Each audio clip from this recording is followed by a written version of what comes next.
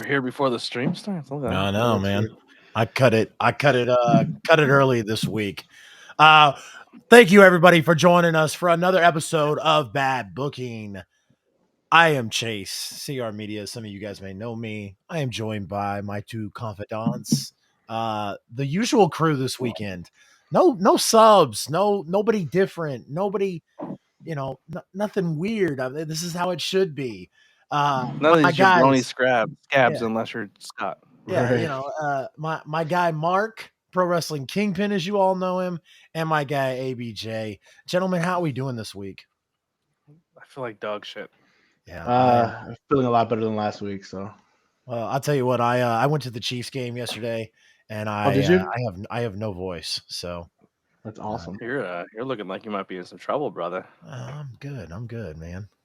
I'm not saying you. I'm saying your team. No, they're great. They're great. So Patty Mahomes playing next week or what? Because Yeah, Got he a is. palm wheel, brother. Yeah, he's playing. They said it's a high ankle sprain, and they said that he'll play. And then the best part was he woke up and called the team and said that he called the team doctors and said that he felt even better today than he felt yesterday. So He's lying. of course he's lying. That's a work.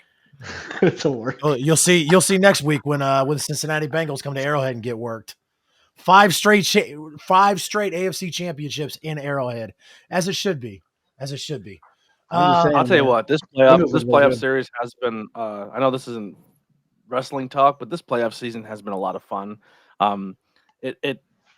This is why I hate being a Washington fan, because you look at this playoff series and you're like, Washington gave these teams games and like would have been a decent contender if they wouldn't have probably threw it away and came into these plays, especially the NFC side of things.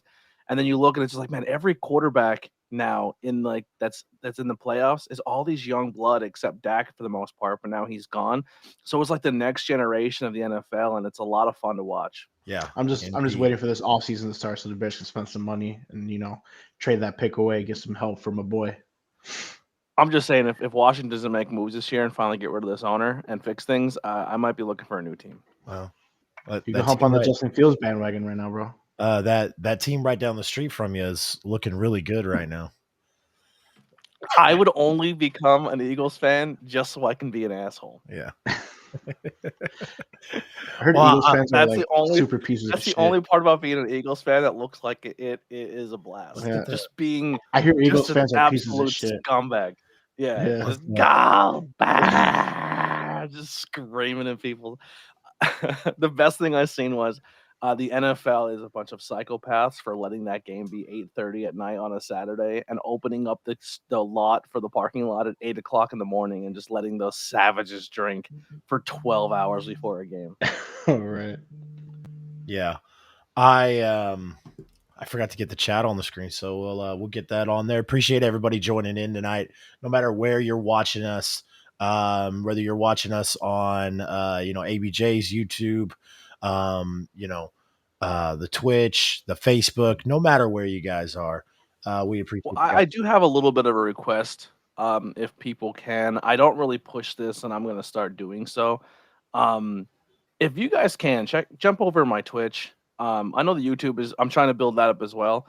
But if I can just average 3 people watching for the next couple streams, I hit affiliate because I have everything else I need. I have the subscribers, the watch time, the live streams. I just need the people to watch for a stream or two. So if you're here, just even if you just want to talk on the Facebook side or the YouTube side or whatever, that's great. But just jump in the Twitch stream and just hang out there. Like maybe pop it open and leave it up. It would really help me out. It's the only thing I got. Absolutely. It's not really going to make a difference for me, but if I can hit affiliate, I think that'd be kind of dope. Absolutely. I could just get one person watching me. That'd be great. Appreciate it. Not that interesting. Dude, once you get your channel up and going, because we're gonna push you. Wait a minute. Actually, so I made a YouTube, guys. Pro Wrestling Kingpin. Oh yeah, I made one. Is it official? Can we talk about it? It's official. I'm gonna be doing some pack openings on there. I don't know if you guys seen my TikTok account, but I've been opening a lot of wrestling cards. I'm gonna do some weekly shows. It's gonna be a little hard for me in the next month or two, just because, well, cat's out of the bag. I bought a house with my wife, and I'm also selling this bad boy right behind me too, my condo. So it's a little busy, but I'm still trying to pump out content. We're gonna put episodes on there, and like I said, I'm gonna do a lot more live card openings. I'm really big on these wrestling cards. It's really cool. I pulled a Braun Breaker autograph card today, so that's gonna be posted up. There's a spoiler alert for you guys. That's the one you want to get, Yeah, right? yeah. Right, the Braun Yeah. Breaker signed auto. So I pulled that one. Maybe I'll bust it out before the episode over. I love watching card opening packs, but I cannot jump into that world. It's It's too addicting. It's much. addicting. Yeah, The I moment cannot. you jump into that world, you're fucked. Yeah, I love watching it though. It's really fun. Um, yeah, but I know. I see you be I watching can't the pack find your opening. channel. So as we go, I need you to just drop your channel in chat or put it in the private chat so I can follow you and add you to my list I for got you. people to follow you back. I got you. But Really yeah, quick, so I do want to shout out. Looks like Brandon says, "What's up, ABJ?" Gonzalez is watching. I think Gonzalez is watching on your Twitch, right, Mark? yeah, oh yeah, that's Yeah, my yeah. one guy. Thank you. It's my Yep. boy. Appreciate you joining, Gonzalez. And then Harley says, "Hey y'all." She says, "Just dropping in to say hi. Had a long day. Have a great night. Appreciate you dropping in, Harley." Yeah, thank you guys. My buddy BRB. Brody, jumping in here. And then Alejandro says, "Make sure you add the video of me chopping you on your YouTube, Kingpin." Don't know if you caught that, Mark. And then we've got Alex here. Appreciate Alex joining. God, dude, my voice is rough, man. Of chopping who? Man, get out of here with that chop. You're not bringing that. So here's the Braun Rook. There you go. Nice. That's sick. That's nice, man. I like that. I dropped the ball heavily watching. I didn't watch everything like I did two episodes ago. So It's all right. That's all right. That's all right. I thought that was I thought that was pretty crazy that you watched everything that one week. I want to keep doing it. It just this week has been a little crazy. Yeah, It's hard. It's hard to watch it all, man. It really is. It's just. And I woke up this morning, went downstairs, was like, I'm gonna have breakfast and watch TV.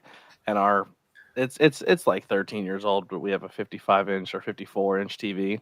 Went down to turn it on. I'm like, it's not turning on. Everything else is turning on. That's not turning on. It fried. It's gone. Oh man. Yeah. Vizio. My wife. No, it was a Samsung, I think. Oh. Yeah, it's like 11 years old though. But she's like, I wish these things would tell you before that. I'm like, Heidi, a TV's not like, hey, by the way, got a week left. See you later. Like it just doesn't do that. All right, I'm peacing out, everybody. So right, guys, let's get into it. Changed up the format a little bit last week. I kind of liked the way that format was, so I did it again this week. I didn't like how we talked all AEW, then we talked all WWE, and then mixed it up like that. I so we mixed it up. The Obviously the hot topic of the week was the tragic passing of Jay Briscoe. Just wanted to kind of just highlight that. This is going to be a short beginning segment, and then we'll jump right into the draft. And Mark, I'm going to let you lead the way on the draft because I liked your idea, but I'm afraid if I explain it, I'm going to butcher it. I got you. But like I said, just really quick, just wanted to kind of go over this. Jay Briscoe, obviously everybody knows, passed away in a car accident. And unfortunately, his daughters were in the car with him, and they are, I I think they're in stable condition now. I think it was a little touch and go for a little bit. They're stable, and I think the one daughter is starting to feel feelings back in her legs. Yep. Like I said, guys, I don't want to stay on this too long. Number one, everybody and their mom has talked about it all week. There's not really much to talk about. And I don't think there's a reason for us to try and get our social views. commentary is not going to change anything. Yeah. No. Not just that, I think it's disgusting to try and get views and stuff like that, to prey on somebody's death. So, like I said, I just want to talk about it and talk about the impact it's going to have on the professional wrestling world. Sonny Money, man, I appreciate you joining as always. Love me some Sonny. He says, got to watch Briscoes in 02 in Philly. First time ever, was hooked ever since. Broke my heart. Prayers for the whole family. Yeah, Um, I'm not gonna sit here and all of a sudden say I'm the biggest Briscoes fan. You know, the only thing I'll say on it is I became a fan this year or late last year. And the only reason I actually started watching their stuff is because they made amends for the stuff they said. I wasn't a Briscoes fan because of their stance on certain things. And when they said that they were wrong for what they said, and the wrestling community and the people inside the wrestling community took them back for it. This is the only thing I'm going to talk about the death, and this is where I'm going to say there is a positivity when it comes to our culture as people. I think we're at a point now where people have a thought or a belief system, and we immediately want to throw those people away and say they're canceled and get rid of them forever. Um, when you create that culture, right? There's a consequence to that, right? So if you say, "Hey, listen, this is the standard we're setting of cancel culture. This person has their beliefs, whether it be religious or just views, they're gone." Well, you've all created this is the thing that we've created a society. He was gone. So you can't then say, well, why doesn't TV executives do a whole thing for him on TV the next week? Because you've all created that culture. They're not going to now say, oh, because he's gone, we're going to go back on everything we did and do a thing. No, yeah. they stuck to what their their values were. And it sucks, but that's the culture we've created. Instead of saying cancel culture, why don't we actually have a conversation and allow people to grow as people? And instead of throwing hate and shade at one another for our just different differences and disagreements, why don't we come in the middle and have a conversation and say, why do you feel this way? And here's the ramification how it makes us feel, and vice versa in you, and let people grow as people and let them eventually come to a decision of making their changes. And that's exactly what Jay Briscoe was. He was both Briscoes. They were people who were very starch Christians and religious and did not believe in what certain things were in the LGBT community, and since changed their views on that and became better people. And because we've built this huge cancel thing, that's why TBS did not do what they did. And you can't blame TBS for it because they're so terrified of that culture that if they would have pulled the trigger and did it, they would have been like, "Oh, now all of a sudden," you know what I mean? So, I mean, honestly the only thing that I think we should take away from this is maybe how we treat others and not wait for people to be gone for them to now all of a sudden make stinks about things. Let's have Well said. conversations more. Well I a said. thousand, I 1,000% agree with that, ABJ. And like I said, I'm glad that you turned it into that instead of, you know, I've watched dozens and dozens and dozens of content creators capitalize. I hate to use that It word, it but that's it exactly it what it, they've it done. happens all the time, man. It Yeah, happens all It the was I've it time. was watched it was really gross.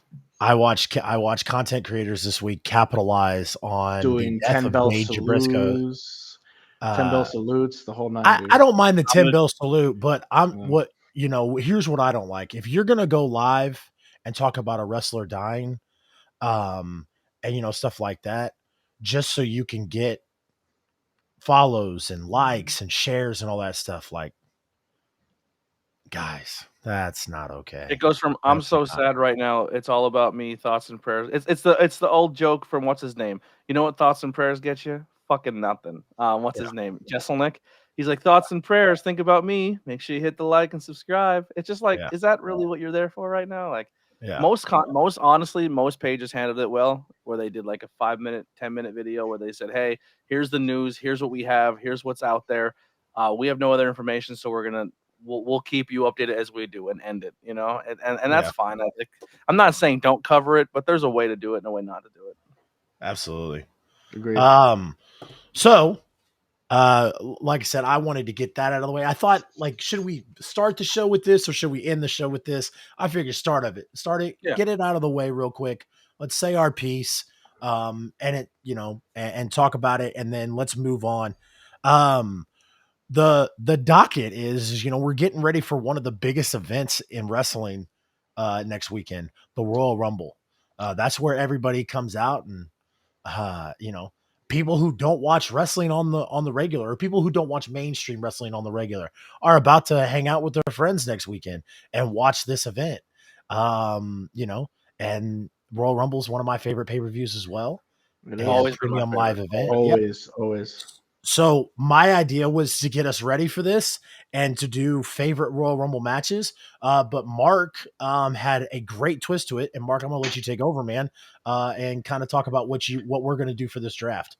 All right, so real quick, everybody, we are still gonna do that favorite Royal Rumbles draft, but you're gonna have to tune in next week as we cover the Royal Rumble and we say our favorite Royal Rumble matches, moments, whatever.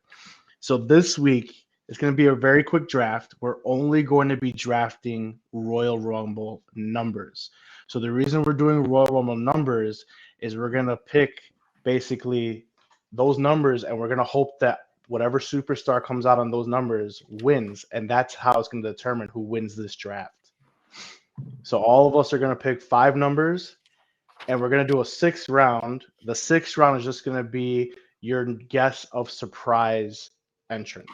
So it's not going to be the obvious where Cody Rhodes is returning or The Rock, whatever. If you want to choose The Rock and whatever, but we're going to do a surprise entrance for that 6th pick. So we're going to pick 5 numbers on whichever number. Hopefully it hits for basically a lottery. Hopefully we'll hit the lottery and our superstar wins. And then we're going to pick 1 surprise entrance. Everyone understand how it's going to go? And the winner, so once we determine the winner gets to choose the next draft. Sound good? I think you're muted, Chase. Yeah, Chase, you Yeah, muted. I know. My bad. Yeah. All right, so the winner gets to I love choose the it. draft we got. All right. So, All right. all right. Also, Brawl Breaker, man. This is So since it's Mark's idea, Mark is gonna. That's fantastic. Nobody gives. Since it's Mark's idea, Mark is gonna go. Okay. ABJ, what did we do last week for a draft? I don't remember. I don't either. All right, but you can go you're first. right. So Cody isn't a surprise anymore. Yeah, I'm gonna go. I'll go second. ABJ can go first, and then Mark will go last since it was Mark's idea. Sounds good to me. I will take an early pick here. I'm gonna go with number 3. Number 3. All right. That is I believe I'm gonna. If I pick this wrong and I say this now, I feel stupid. My brain isn't right here right now because I have such a migraine. I'm having a hard time seeing. I'm gonna go 3 because I believe isn't that where Flair came in and then won? Mm-hmm. Yeah, I think that's a good number for Cody. With a tear in my eye. I think it was former Impact World Champions last week, wasn't it? I wasn't here.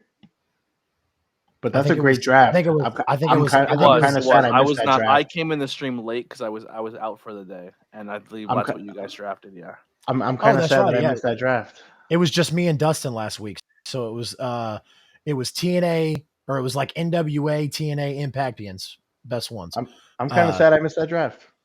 You should be. You should go back and watch it. It was awesome. It was a good one. My pick. 3 off the board. Yep, 3 is off the board, but my pick is going to be the number that most winners have come out at, and that's 27. Yeah. Damn it, that was my pick. You fuck. I know. Damn it. All right.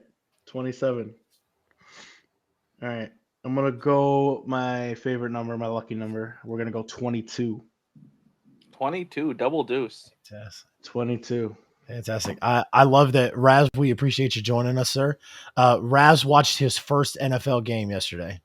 Wow. The Chiefs and the Jaguars. I watched a video about the conspiracy Australia doesn't exist. Their counterpoint was that have you ever seen an Australia child? And I said, yeah, on Raz's camera all the time. He comes in and says, hey, ABJ. I love it. That's awesome. Yeah. All right, so 3, 27, and 22 off the board. Yeah. I'm gonna stick. You guys went early or late rounds. I'm gonna stick early. I'm gonna go with the number 1 spot.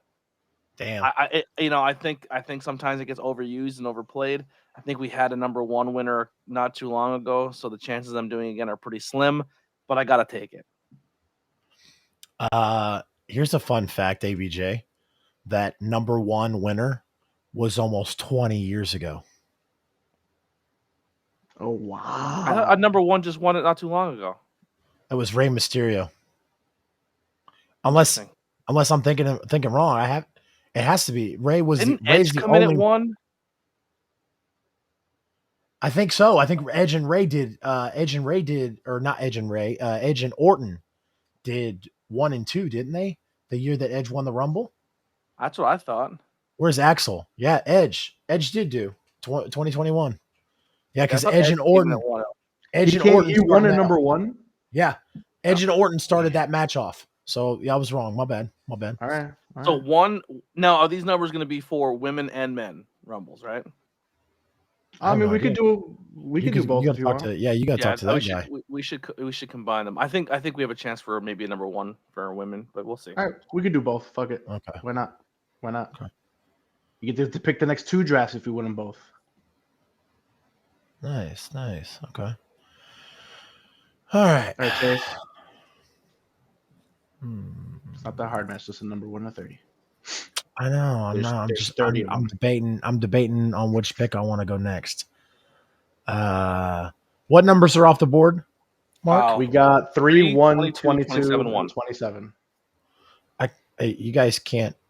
Go ahead. You guys can't do that. 3, 1, 22, and then your number 27.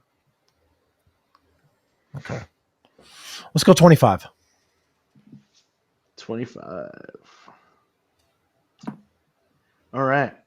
I'm going to go with 21 in honor of Slam and Sammy Sean Sosa. Taylor. No. Oh. Sammy Sosa.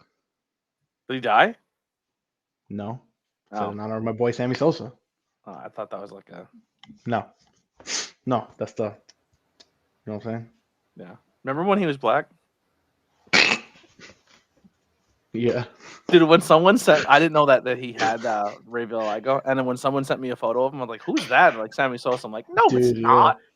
I seen like a crazy picture of him where he looked like it was like a pinkish color. I was like, "What the fuck is going on?"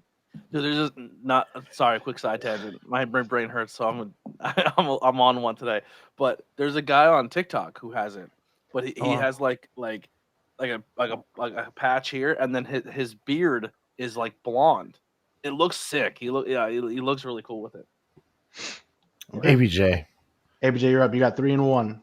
30. ABJ, Right. can we go 1 week of doing bad booking without you trying to say something to get us canceled? That's not. I'm not making fun I know. of I'm just it. fucking. Oh my god!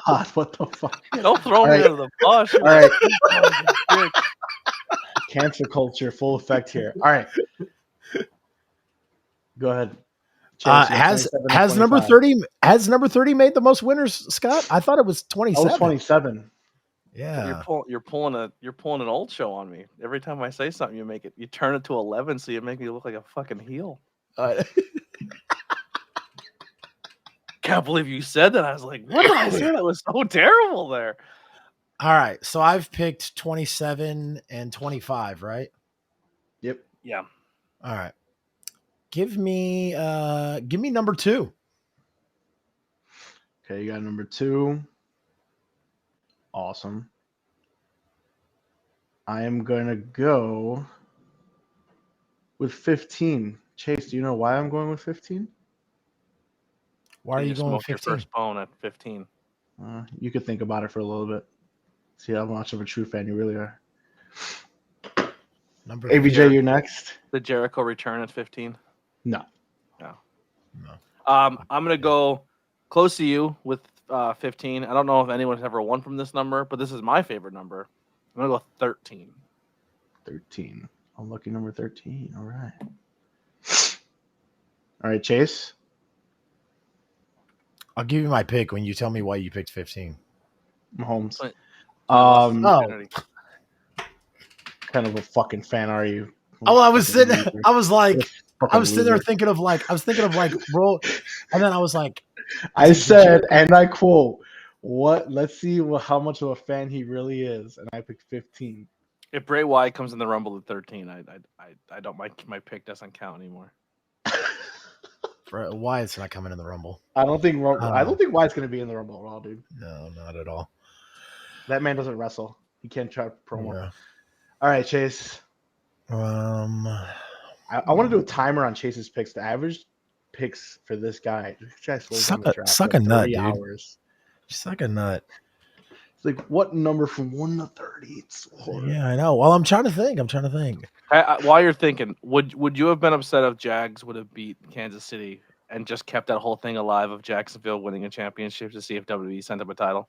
I No, I wanted told that you. to happen so bad, dude. Yeah, no, I told you. I wouldn't have been mad at all.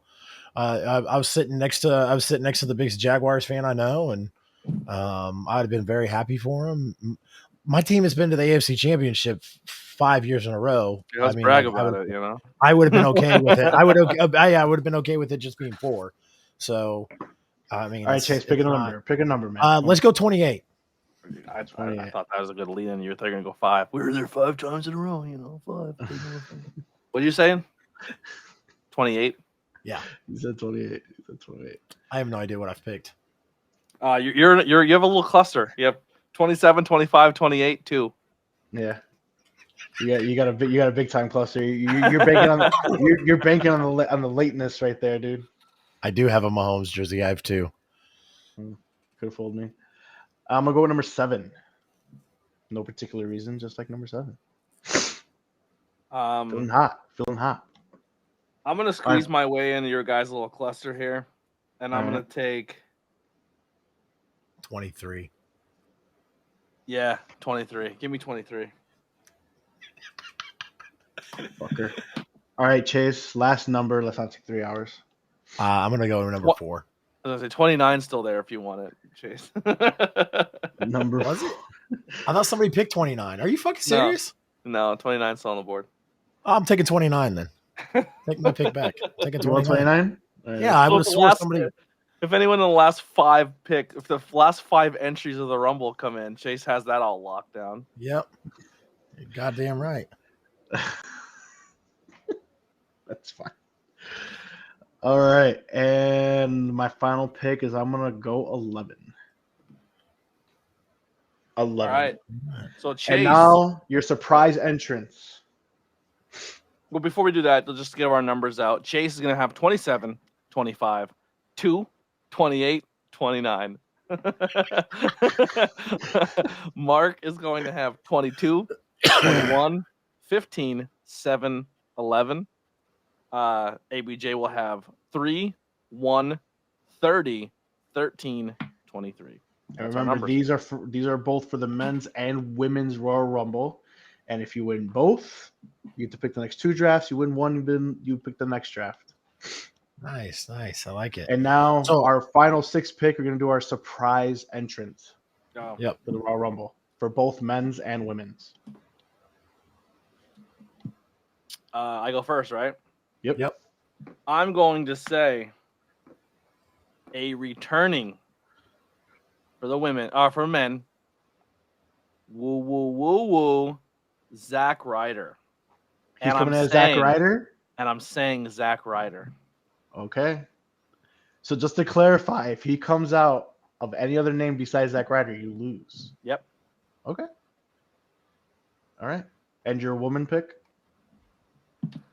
We're going to feel the glow at Rumble. Naomi. Okay. Naomi. All right, Chase. So I'm gonna do my women's first because I don't agree with ABJ. I don't think Zack Ryder or Matt Cardona comes back. He trademarked Zack Ryder. He bought the trademark. I'm glad. I think that was weird. This guy. My back door just opened randomly, guys. Your back door's always opening. Heard that. Wish it didn't, but I did. Okay, so Chelsea Green for the women's, for me, and for the men. In one of my picks, Chelsea Green. One of my picks for the men, the numbers, you're going to see the returning Big E. Damn, I was actually going to go for that one, dude.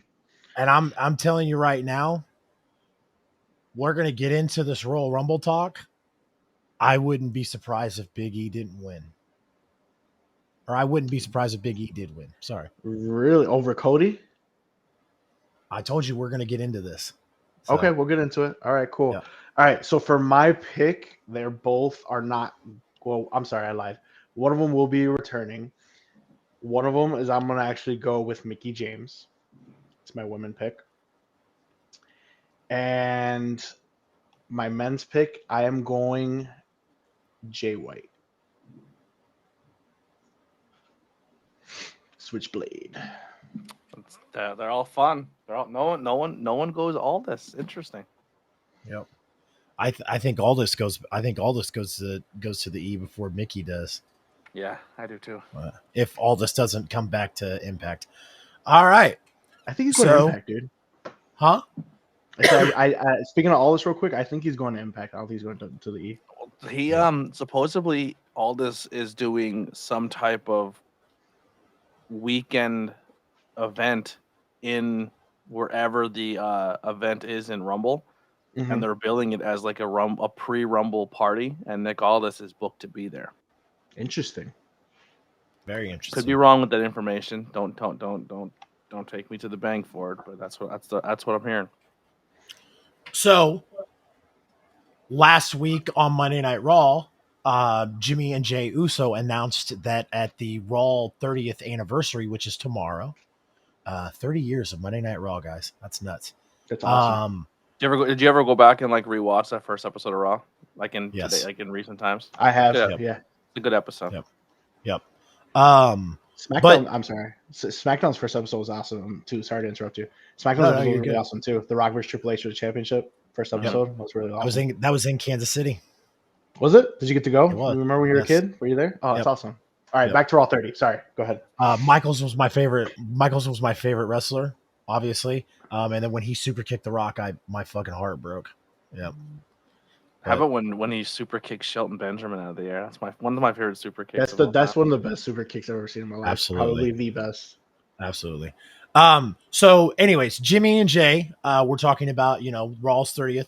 And then they announced that at Raw's 30th, they were going to have a bloodline acknowledgement, and every generation of the bloodline was going to be there. The first thing that everybody posted on social media was, this is where The Rock comes, right?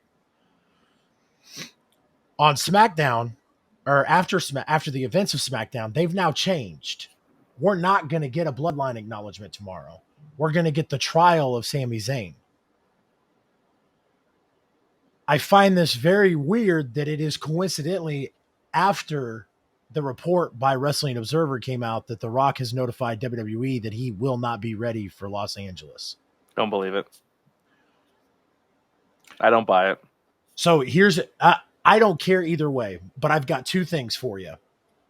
One, I'm glad they did that because, number one, we have Roman versus Kevin Owens. If Rock would have came out tomorrow night on Monday Night Raw, you now have taken the complete thunder away from Rock and Kevin Owens. Or not, Roman and Kevin Owens. Reigns and Roman, yeah. Yeah. And I hate that. I hate it that they used to do that. They did that with Lesnar and Roman.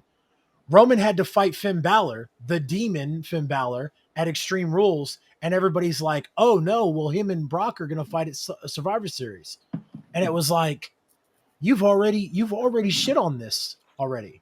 So the interesting thing with that is there was rumors, and they never said who, but they said there is rumors that Roman may lose a title before Mania.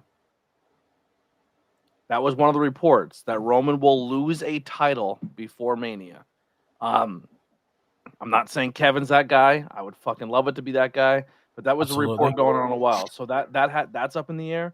And the only reason I will say, I wouldn't throw out that acknowledgement thing is because I may know some people that live near me, and they are all going to be at Raw because it's in Philly, and a lot of the bloodline live in Northeast Pennsylvania. So I wouldn't throw that off the table just yet.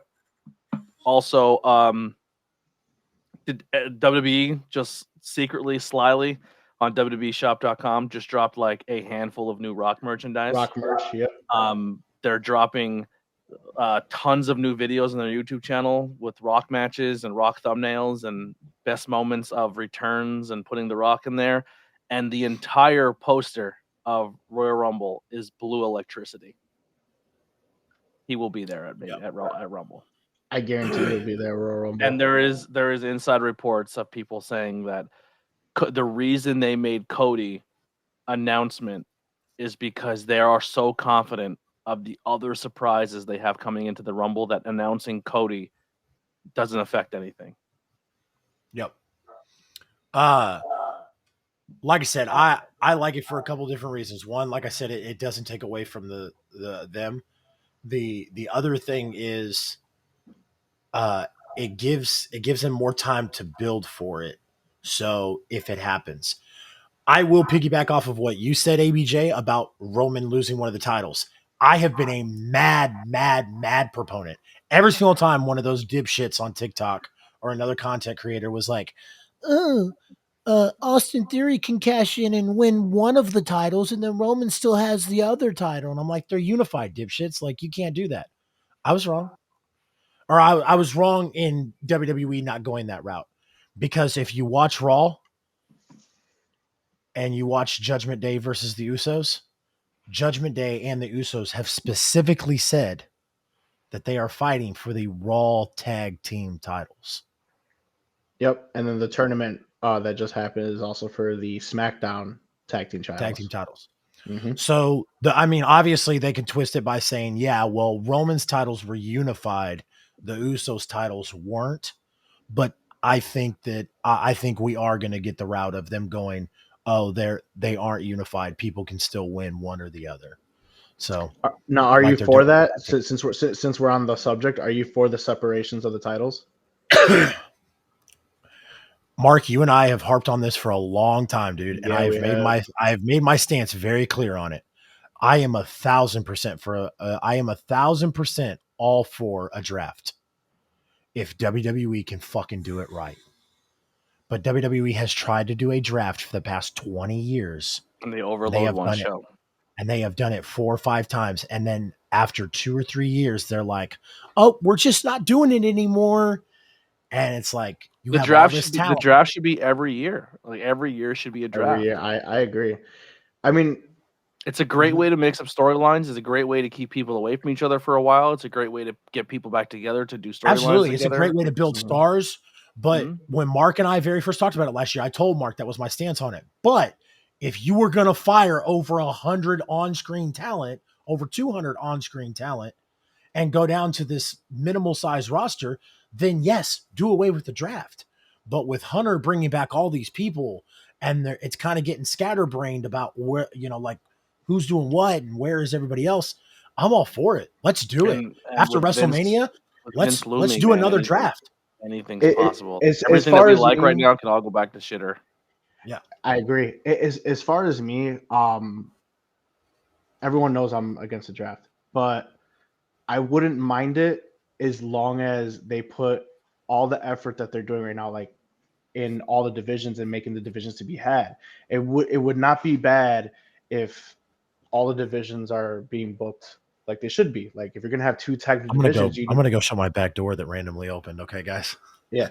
If you have 2 tag team divisions, Raw and SmackDown, if you have 2 tag team divisions on Raw and SmackDown, number 1, you have to have enough tag teams to support it. Number 2, you have to make sure that both tag team divisions are being booked correctly where there is a tag team to be had, which is part of my big gripe when you go to AEW side when it comes to that Trios Championship.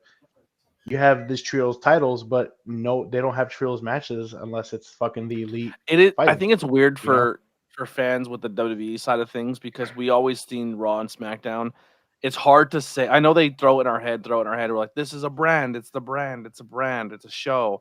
But we always kind of just think of it as like Raw and SmackDown are still part of the WWE. So like you're the WWE champion. So when you say like one's the Universal and one's the WWE, but then every other title is like the Intercontinental or this one or the tag teams are a little easier because they said this is the SmackDown tag team titles and this is your Raw tag team titles. I think they would have to say this is the Raw world title and this is the SmackDown world SmackDown title, world because title. if I you have agree. if you have a company and you have one company that everyone just makes as this is the WWE, and you have two world champions, it makes it weird. Like, It so does like make it weird. AEW has ROH and it has AEW, and they're two completely different brands. Um, I don't know. Maybe it's just the way I it's hard for me to wire my brain to say like Raw is its own thing and has its own championship, but like if that's the route they're going because they have two different networks and two different people and each network wants its own champion, it's tough to do.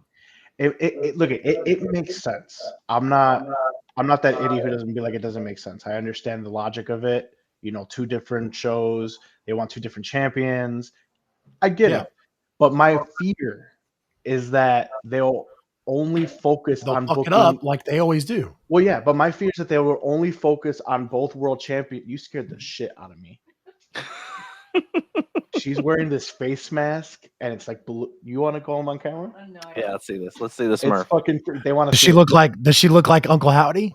Dude, she scared Is it the like fuck an Uncle out of Howdy, me. man? Oh boy, This is the wife. This is the wife. you're like an avatar. That's Mrs. Kingpin. I love it. That's There it Mrs. is. Kingpin. Mrs. Kingpin running. I would have She my just wife running, but she just popped on. I was like, what the hell is that? Anyway, so my fear is that currently I think Triple H is doing a fantastic job putting more emphasis on the mid card belts, the Intercontinental and the U.S. titles. They're putting more, number one contenders matches, tournaments, same things. And my fear is when they go and split those championships, they have to put all their effort back into the world championships, making them do amazing things just for those divisions, and everything else is going to be an afterthought. Because I think when they were separated, that's exactly what it was, is that every other title was an afterthought. And that's my fear.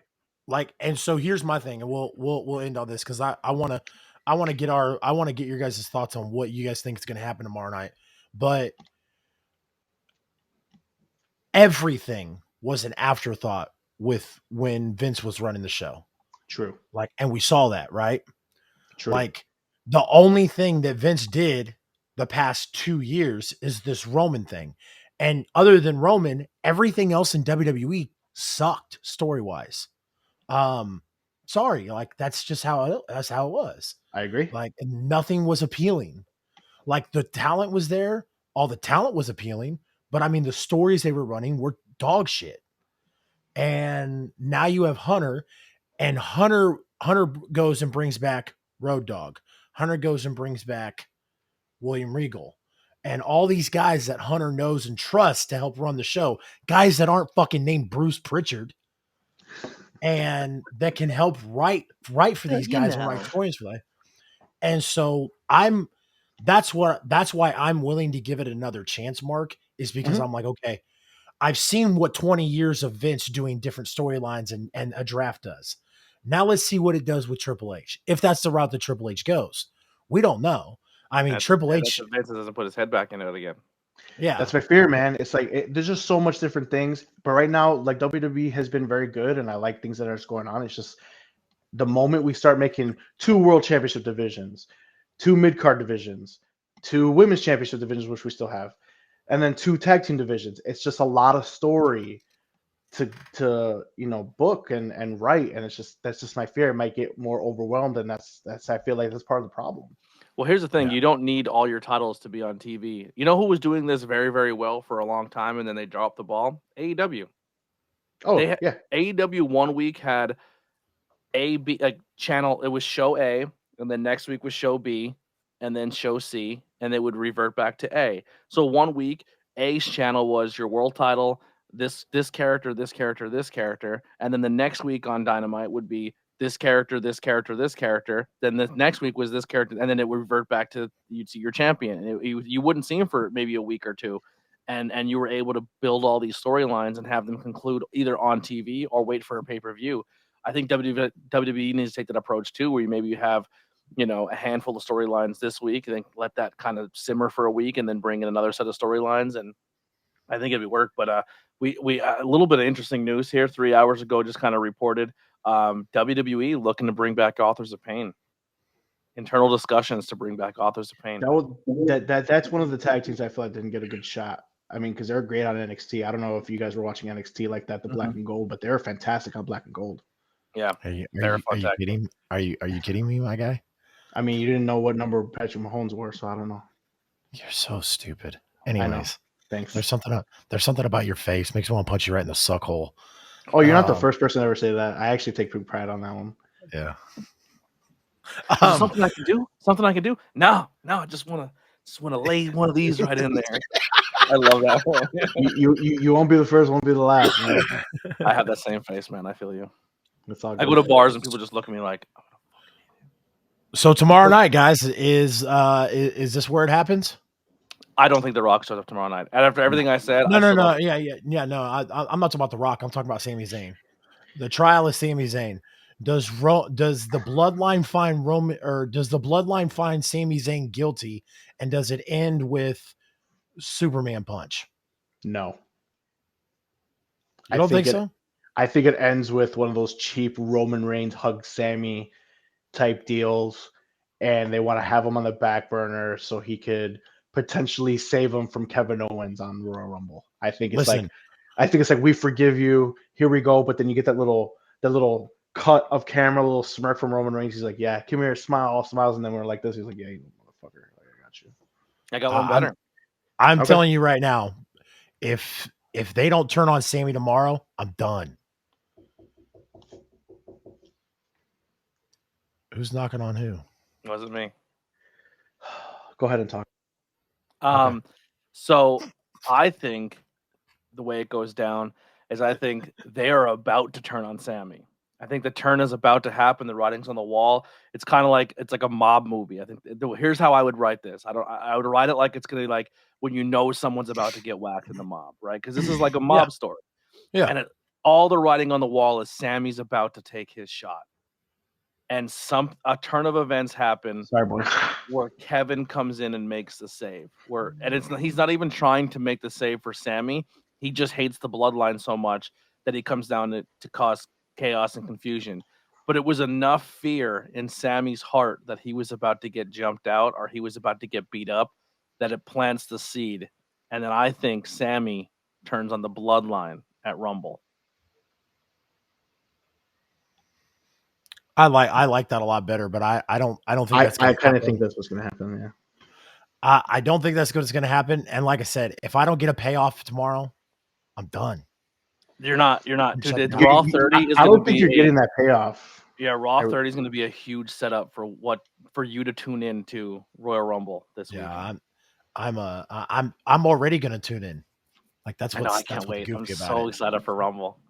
Yeah, I'm I'm already totally gonna honest. tune in. But this thing of dragging it out, and dragging it out. So we've been waiting for this payoff since Survivor Series. Dude, we've been watching this for 2 years, and every time we think it's closing, they add something to it to keep it going for another couple months, and it's awesome. Absolutely. But I'm talking about like this this Sammy and Kevin thing. The Sammy and Kevin thing has been going since Survivor Series, right? Since War Games. Yeah. And we've been waiting like what when is it going to happen?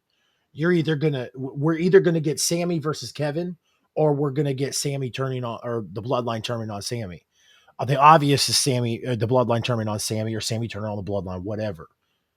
If it's not this week, if it's not Monday, like how long are you going to drag it out? Like I think it ends Royal Rumble. I think it comes with, like I said, I think it's gonna be tomorrow. It's gonna be like this little fake ass hug, like, all right, we got you, we forgive you, you're not guilty, blah blah blah, whatever. And then you might get like some type of cut scene or something backstage on the Royal Rumble where Kevin is talking to Sammy. And then I think Sammy does a failure of like a helping Kevin Owens win and turn on Roman Reigns. Like Roman Reigns retains the championship. I think he tries to help Kevin win the championship, and then that's it. Scott, my guy, why would Jay turn on Roman? Yeah, I don't think that's so random, my guy. But yeah, I think it's ultimately going to be a failed type of. I don't help. Do you know what I think? Do you know what I think will happen? Here's what I think should happen. I think tomorrow night, like I said, they go through the trial. They make up a bunch of, or not make up, but they just do a bunch of weird shit where they're like, Sammy, you did this and you were supposed to do this. Sammy, you did this and you were supposed to do this. At the end, the wise man's going to say, for your transgressions against the bloodline, we find you guilty. And as he says that, Roman's going to Superman punch him, and then they're going to beat the absolute dog shit out of him. And Kevin will come out for the save, but it'll be too late. Sammy's going to be hurt. Royal Rumble, Sammy comes out and attacks Roman. See, the only thing is we need, just because I still truly believe that Kevin and Sammy are going to go for the tag team titles. And we need to get that to happen, but it doesn't make sense if everything revolves around Roman. So like that, this is my fear with this payoff, right? Is you like the reason why people are so hyped up and think Sammy could be a world champion or Kevin could be a world champion because it revolves around Roman. But it's very, very clear that Cody's going to come back and probably beat Roman for the titles. Like it just seems like it's too obvious. And that's kind of WWE's thing, you know what I mean? Like he's the golden boy coming back type deal. The only thing I can think of is the whole time you think it's gonna be Roman, you think it's gonna be Jay. What if the other Uso is the one who super kicked Sammy, and he was the one that was in Sammy's camp the whole time, and then Sammy's almost like, "Yo, like if anybody, I thought you were my guy. Like we had the handshakes, we had the claps, like you were always in my camp." I But love the they just handshakes. need to find a way to steer this story to get to that tag team side of things. And I could be wrong. Maybe they're swerving us all, like you know what I mean? But it's I 1,000% agree with you. So how I would do that is, like I said, when Sammy comes back at the Royal Rumble, like the scenario I gave, when Sammy comes back at the Royal Rumble to stop or to attack Roman, it's going to cause the Usos to come out, and Kevin is still going to lose. And Kevin's going to get massively frustrated because every single time Kevin fights Roman, it's always one of the Usos. It's always awesome. one of them. Always. So take Sammy out of the story for just a moment. Kevin challenges Solo because Kevin now makes it a point that he's going to spend the next few months knocking the blood down one by one. So he challenges Solo. Do it at Elimination Chamber. Do it wherever. I don't fucking care. Make it a special event. Whatever. Solo Okay. takes his first loss at a pay-per-view. Solo takes his first loss against Kevin Owens. Not a shot. But Solo also takes his first loss to Kevin Owens because the Usos will try to interfere and Sammy will stop them.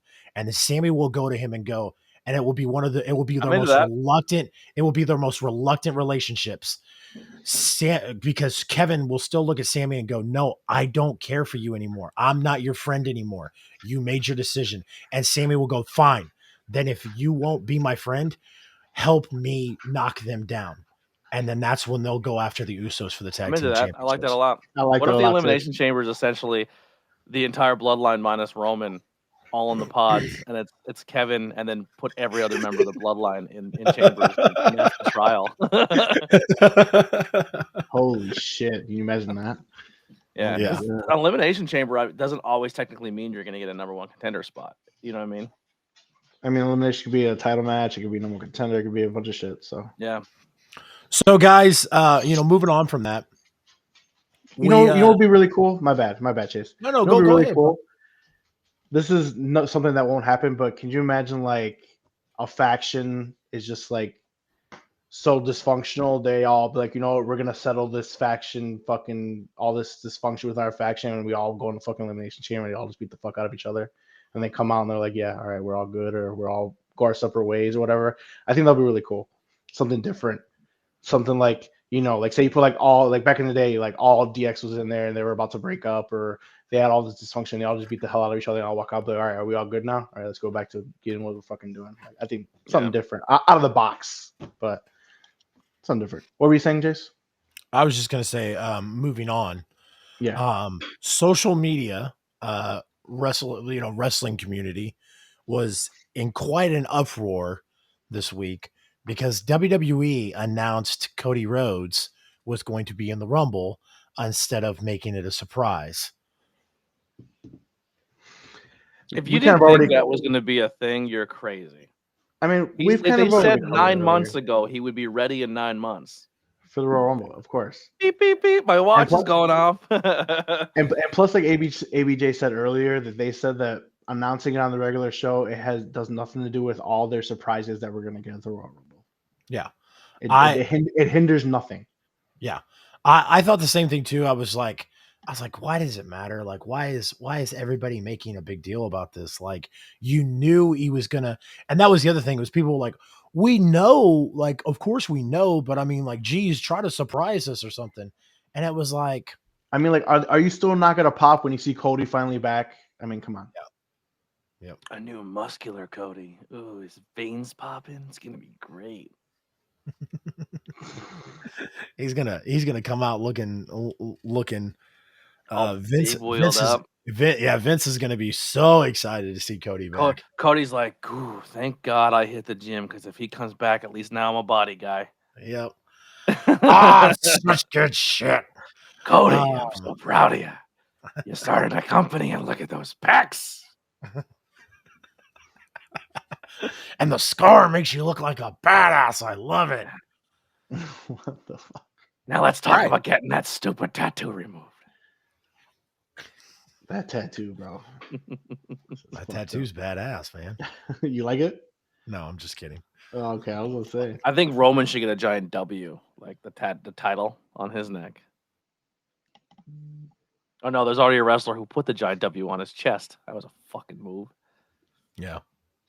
The puppet, No. it's gone. I don't know where it is. Or the wrestler that put the giant sword on his chest.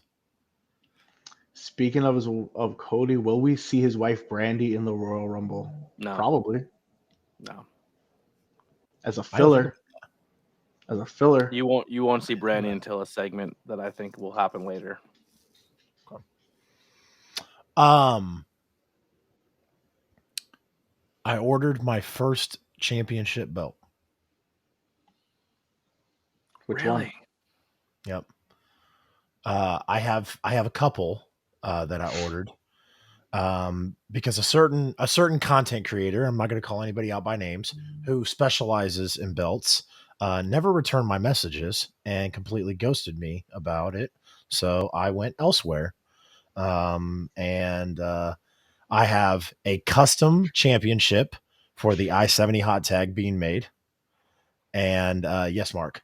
And then the one that I am getting first before that is the WWE Championship with the red strap, and it has the Chief emblems on the side. So it's pretty much the one that they give the Super Bowl winning teams, but it's got the red strap instead of the black strap. So, Ghosted your messages. What a heel. huh? I mean, it's like ghosted all your messages. What a heel.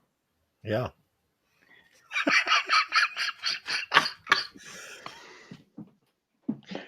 That's pretty cool though. Getting back on track.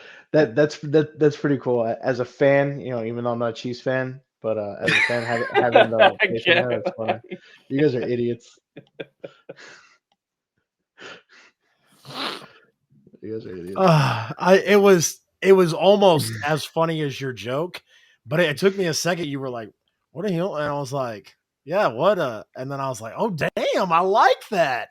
Yeah, I was like, that? "My man." ABJ, you have such a way with words, man. I love it. I'm amazing. All right, so we're not going to spend too much time on this Cody shit. I just wanted to harp on people that sounded like idiots on social media.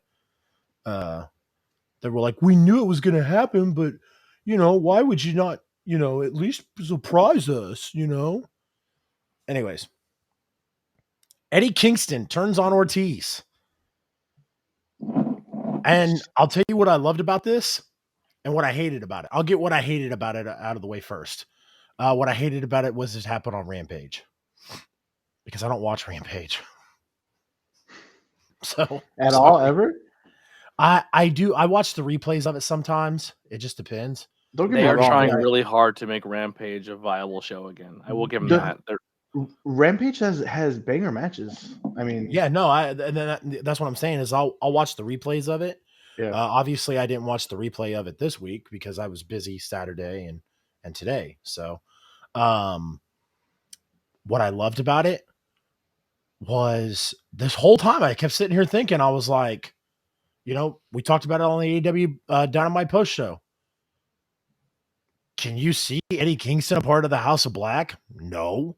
Can you see Ortiz a part of the House of Black? No. Like, this is stupid. Okay, let's move on. And that's what's great about it. Is Malachi Black is his character is so manipulative and conniving, deceiving, if you will, that neither one of those guys had to join the House of Black to turn on one another. That he was playing mind games this whole time, and they turned on each other. Like they didn't have to join the House of Black for that to happen. So I loved it. I rewatched it. I watched the segment this morning. When I saw Mark had it on the list, I was like, oh shit. I was like, did they do that? Did they pay that off? And then I went and saw it happen on Rampage, and I was like, well, that's why I fucking didn't see it, or I don't remember it. And then I watched it, and I thought it was, like I said, I thought it was done great. You know, um, they were very upset with they were very upset with one another, and they were like, hey, like, why is this happening? Like, why are you acting this way? Why are you doing this? And he was so upset with Ortiz, and so upset with the thought of Ortiz stabbing him in the back, that it was him the whole time. So I loved it. So where do you think this like feud goes from here? Do you think it's over? Do you think they get a match? Do you think someone yeah, like absolutely. they said, like even like does Homicide show up and try to repair the friendship or something? They Or may. do you I think think that would be cool. I think that'd be cool if they pulled a little bit of that stuff in there, pull or do you, some Homicide or Conan yeah, in there. yeah. Or do Fuck. you think do you think after this pretty much leads to Eddie Kingston being the only one employed by the company now? No, I don't think that. I think that I think we'll get a grueling match out of it. Mhm. I also think that I also think that From last week. uh I love that. I love you. um I also think that it would be cool. I don't think it'll happen, but I think it would be cool if Santana played a part in this somehow.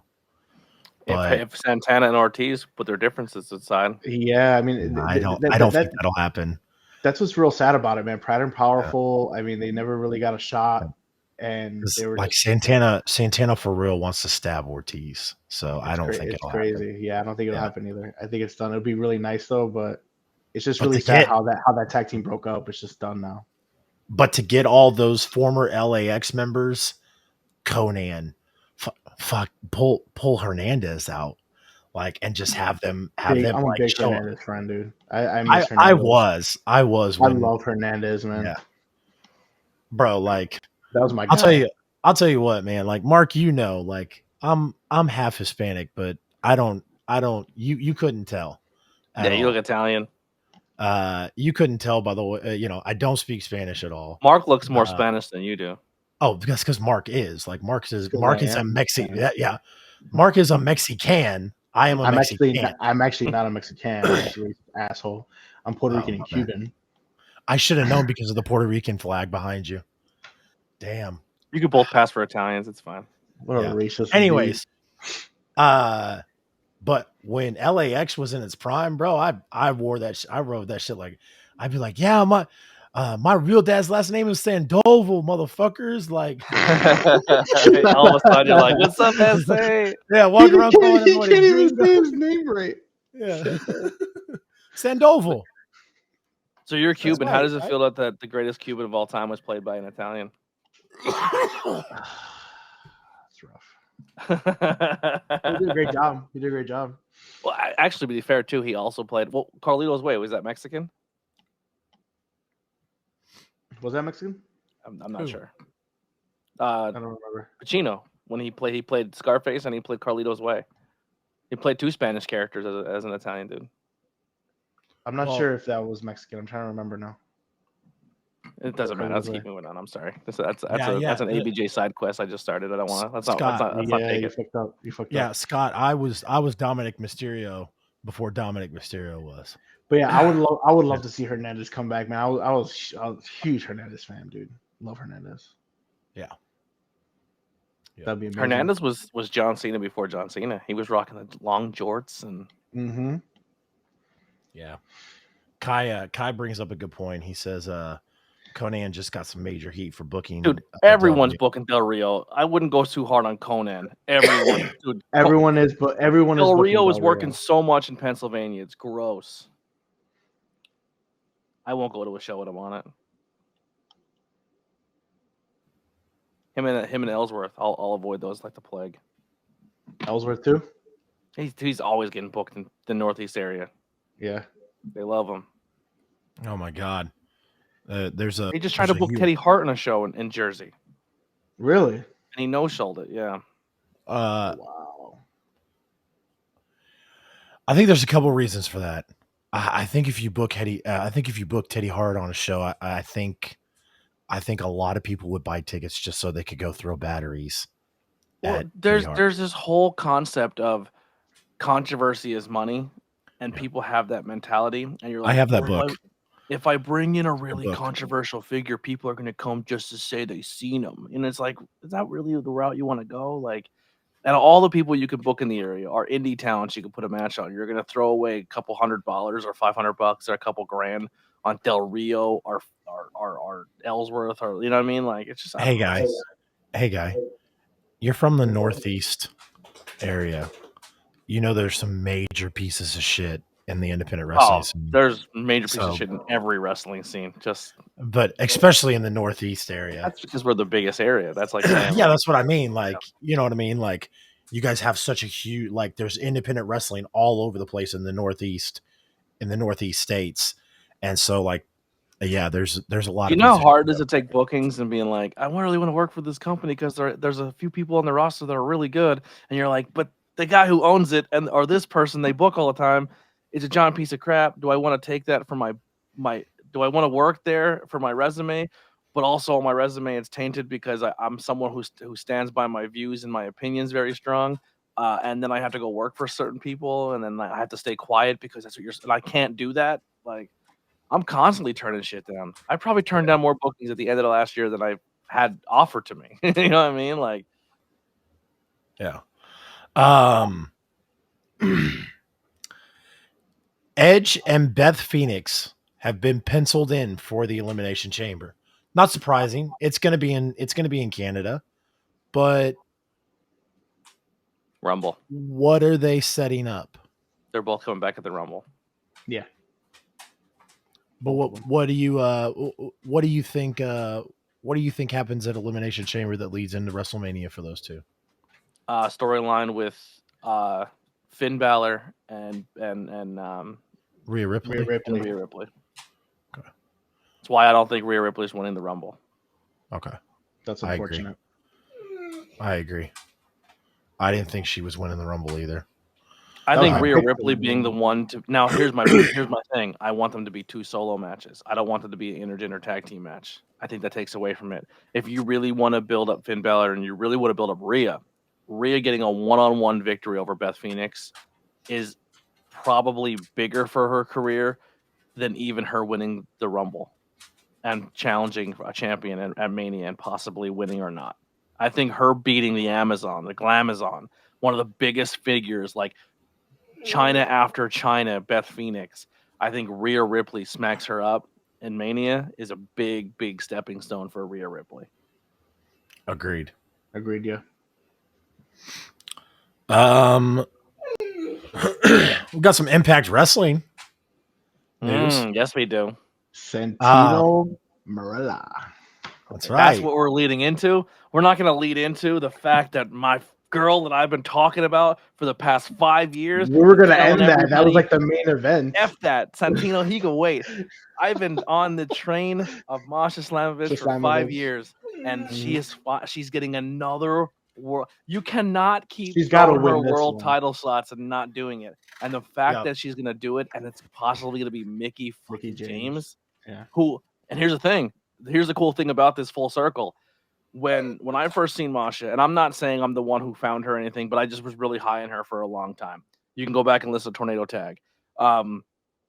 When Masha first broke in and she was talking about, when she first signed with Impact, one of the first things went out was a tweet by Mickey James saying, I think Masha Slamovich is the future of professional wrestling. Like Masha, like she went out and tweeted that, and like Mickey James was very, very high on Masha. So if Mickey James is the one who, I'm getting chills like talking about it. If Mickey James is the one who passes that torch to Masha Slamovich, would really, really, really excite me. and then they've already kind of planted those seeds of Masha and Deonna Purrazzo as like rivaling and feuding, which I think would be really fun too. I thought for those two sure are it my would be. two in favorite in Impact right now for sure. Yeah, Those two I thought Deonna would be the one to go after Masha, and um, I'm sorry, Deonna would be the one to beat Mickey, and then Yeah. Masha would be the next in line. But the fact they flipped it is exciting to me. And listen, Masha is such a good heel that 9 times out of 10 she's brought into a storyline to help elevate a champion, and then she loses. That it doesn't hurt her as a character because she's such a good heel. But I think for this time for her to get the nod, I think would be awesome for her, and she absolutely deserves it. And she works her fucking ass off. Um, I want nothing but the world for Masha. She's such a good person and such a good talent. I agree. I didn't think you all were prepped to talk about that for Impact, so that's why I didn't. I watched didn't- everything this week. Really? Yeah. I watched everything. It was honestly the only thing I was able to do because I've been so busy with work, working on my condo, and then when I lay down, I say I gotta watch some wrestling or something. I'll tell you what though too. Here's a little teaser if you wanna learn some, not even be an insider but just be a smart fan. If you want to look at what's happening on the independent scene or things that might actually happen on TV wrestling, a great place to do that is watching GCW. Because when GCW goes, oh, why is this person getting an opportunity here? Why is this person why is that being put together? It probably means because there's something bigger coming, and GCW wants to say, look, we gave them a world title shot before they got their world title here. You know what I mean? And who right now is the number one contender for Nick Gage's title? Chase coughed. What was your question? I said right now, who's the number one contender for Nick Gage's world title? Masha Slamovich. Really?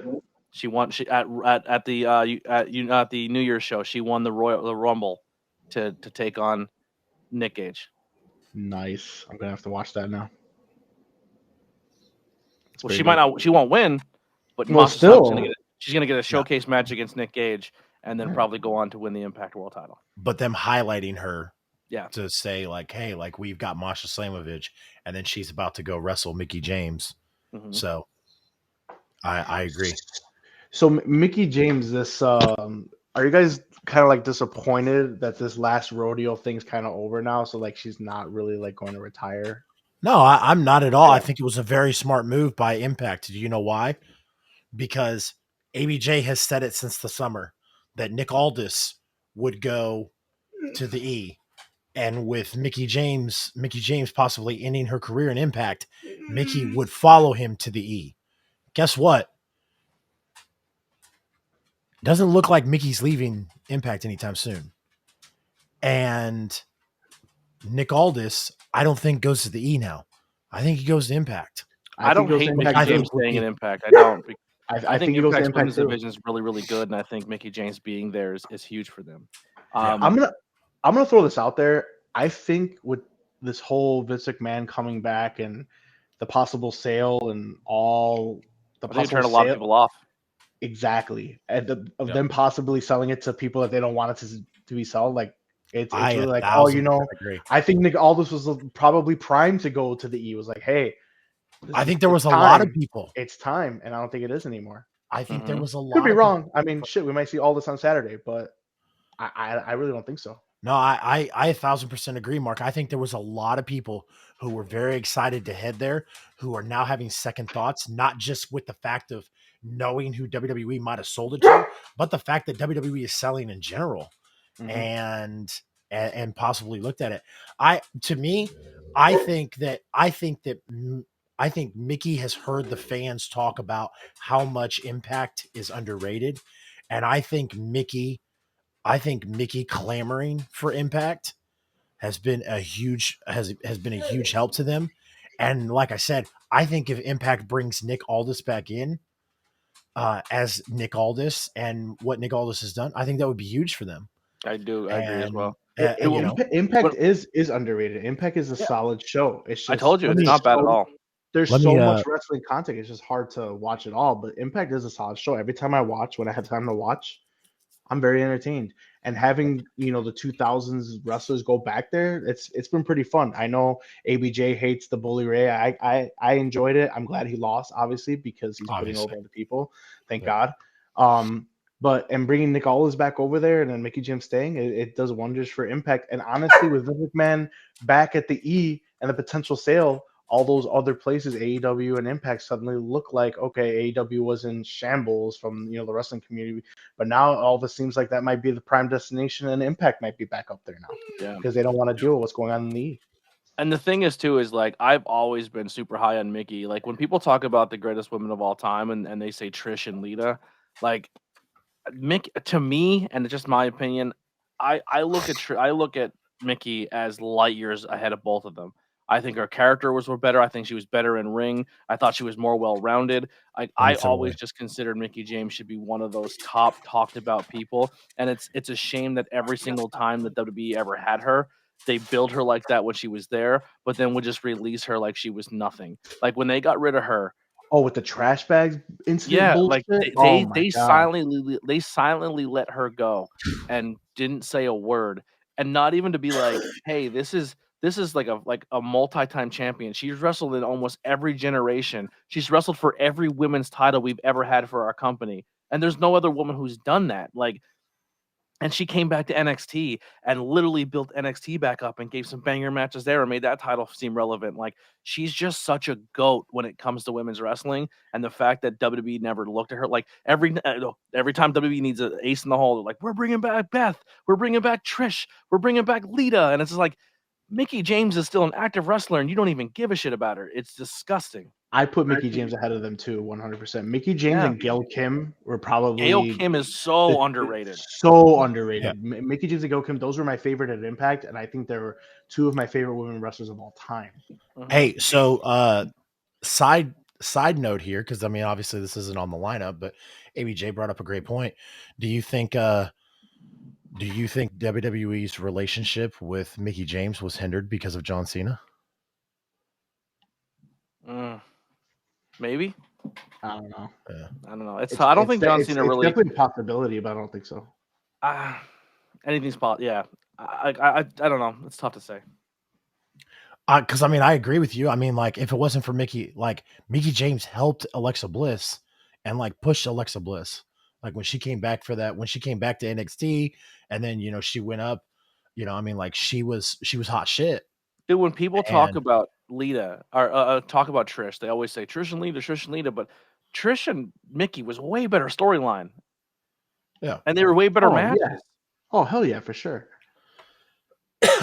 I wouldn't say they were way better matches, but I feel like I that would. it needs to be in the discussion, bro. Lita was really good Two as like a thousand, Selena Vega role, where she'd come in and she'd wrestle a dude and give a dude head scissor takeovers and stuff like that because the dudes can take them because the women no, couldn't at no, that no, point in no. time. Stop that. There was a main event in the UK where Trish and Lita closed the event, and Lita, and that was a fantastic match.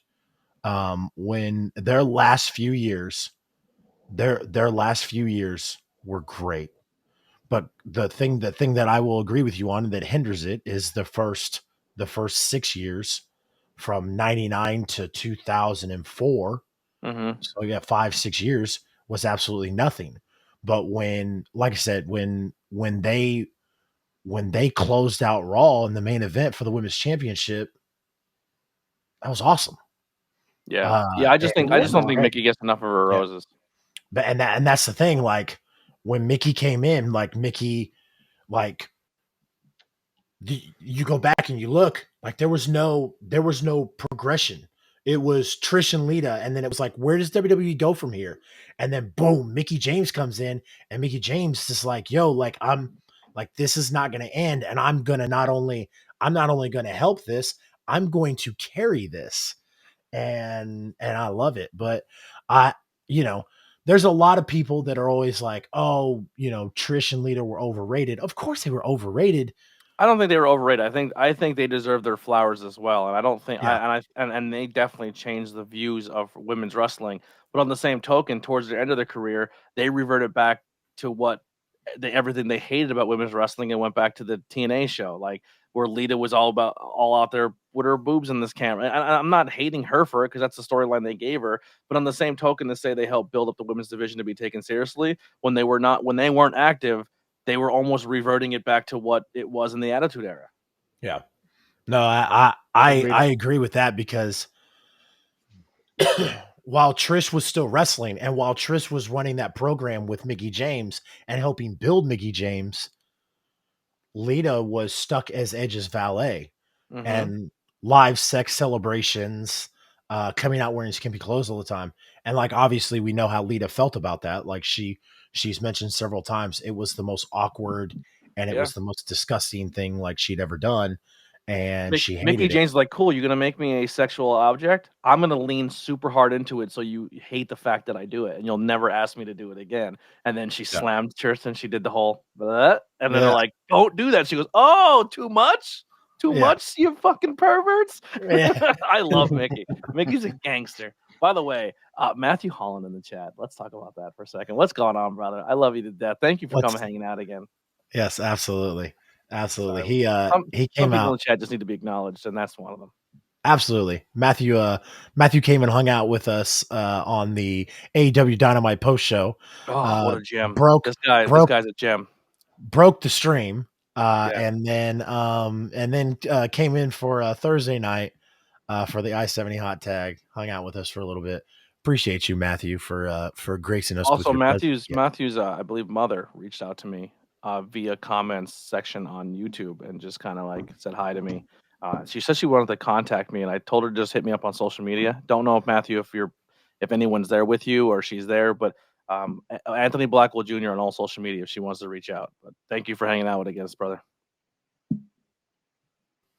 Absolutely. Heard you're quite the wrestling whiz, Matthew. But all I see is Matthew cracking jokes all the time. So I love it. yeah. I love you like a fat kid loves cake. This kid's the best. So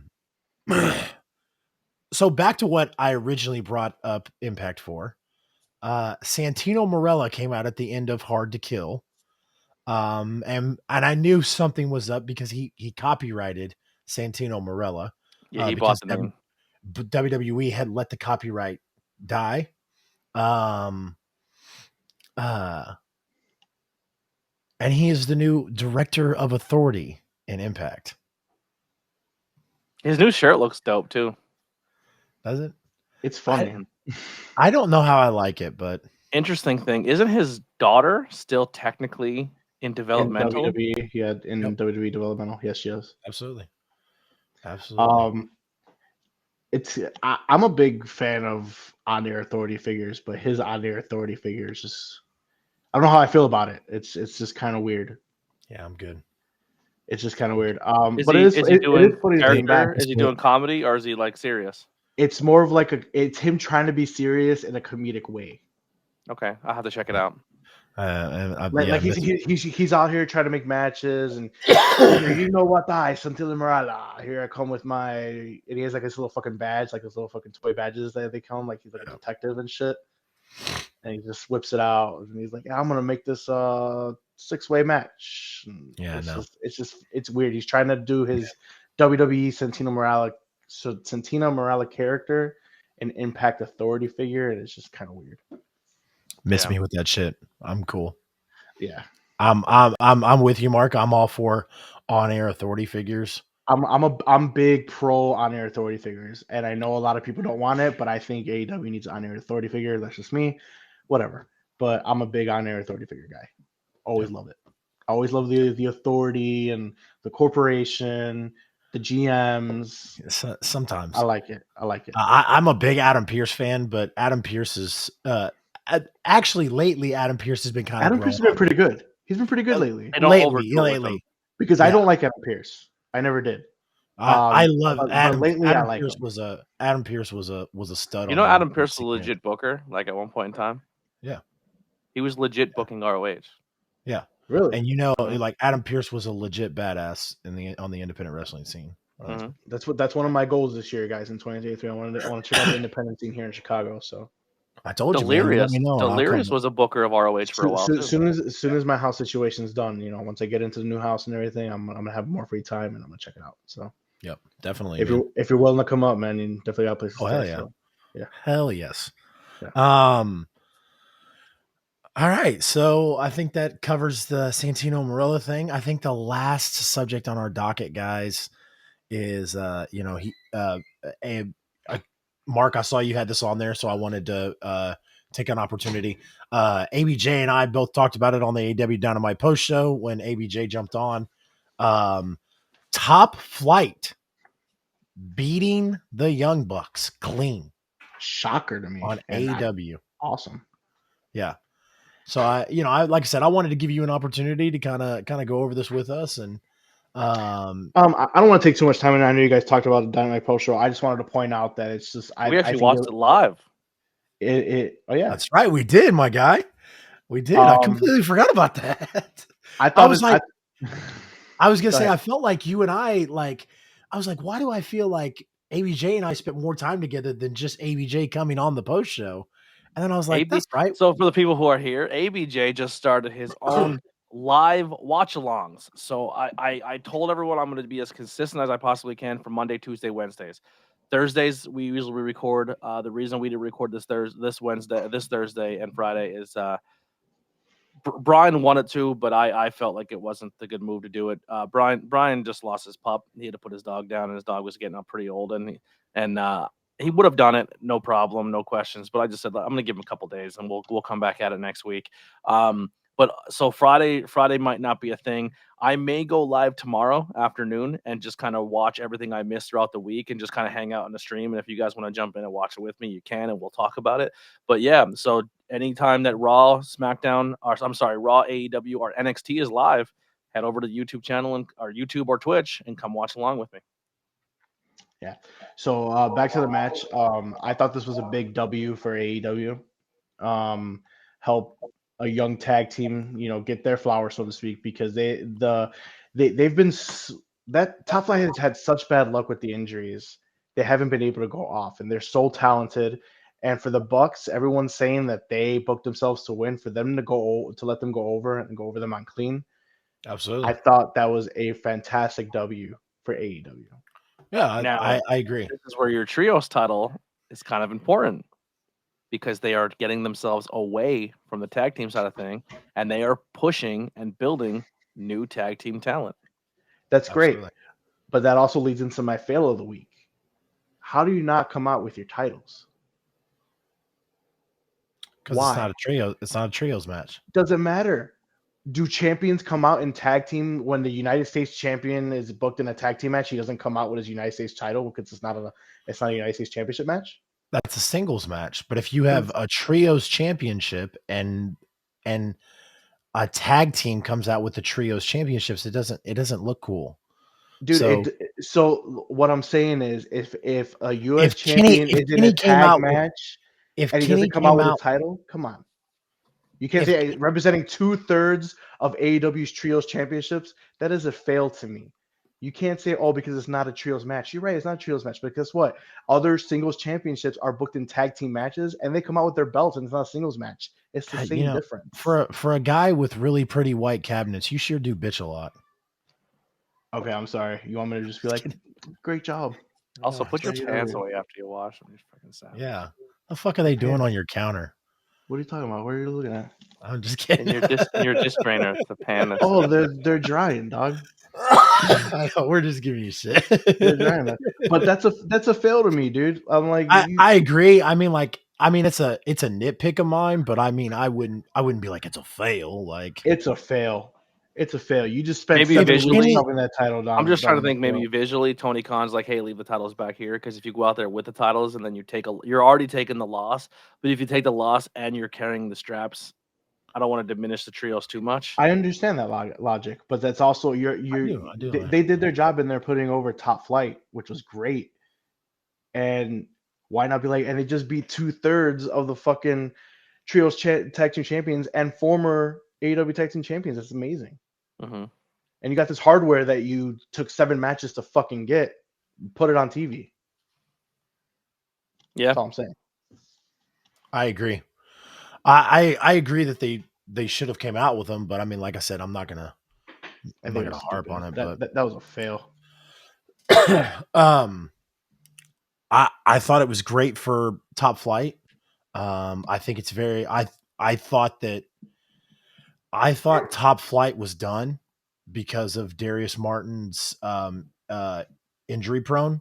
I thought AEW had lost confidence in them. Obviously, I know they like Dante Martin a lot, but I thought, Darius Martin, I thought that was going to be a situation like, um, probably shouldn't say this, but I thought it was going to be a situation like Matt and Mike Seidel.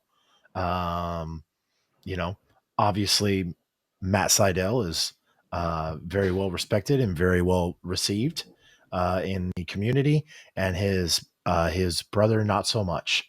Uh, so there's a little bit of a sobriety issue there with Mike. So I thought maybe they had lost trust in them, but not this. I mean, this shows that they still do believe in these young kids to get the job done, to go forward and whatnot. So I was very happy with it. I think it's great.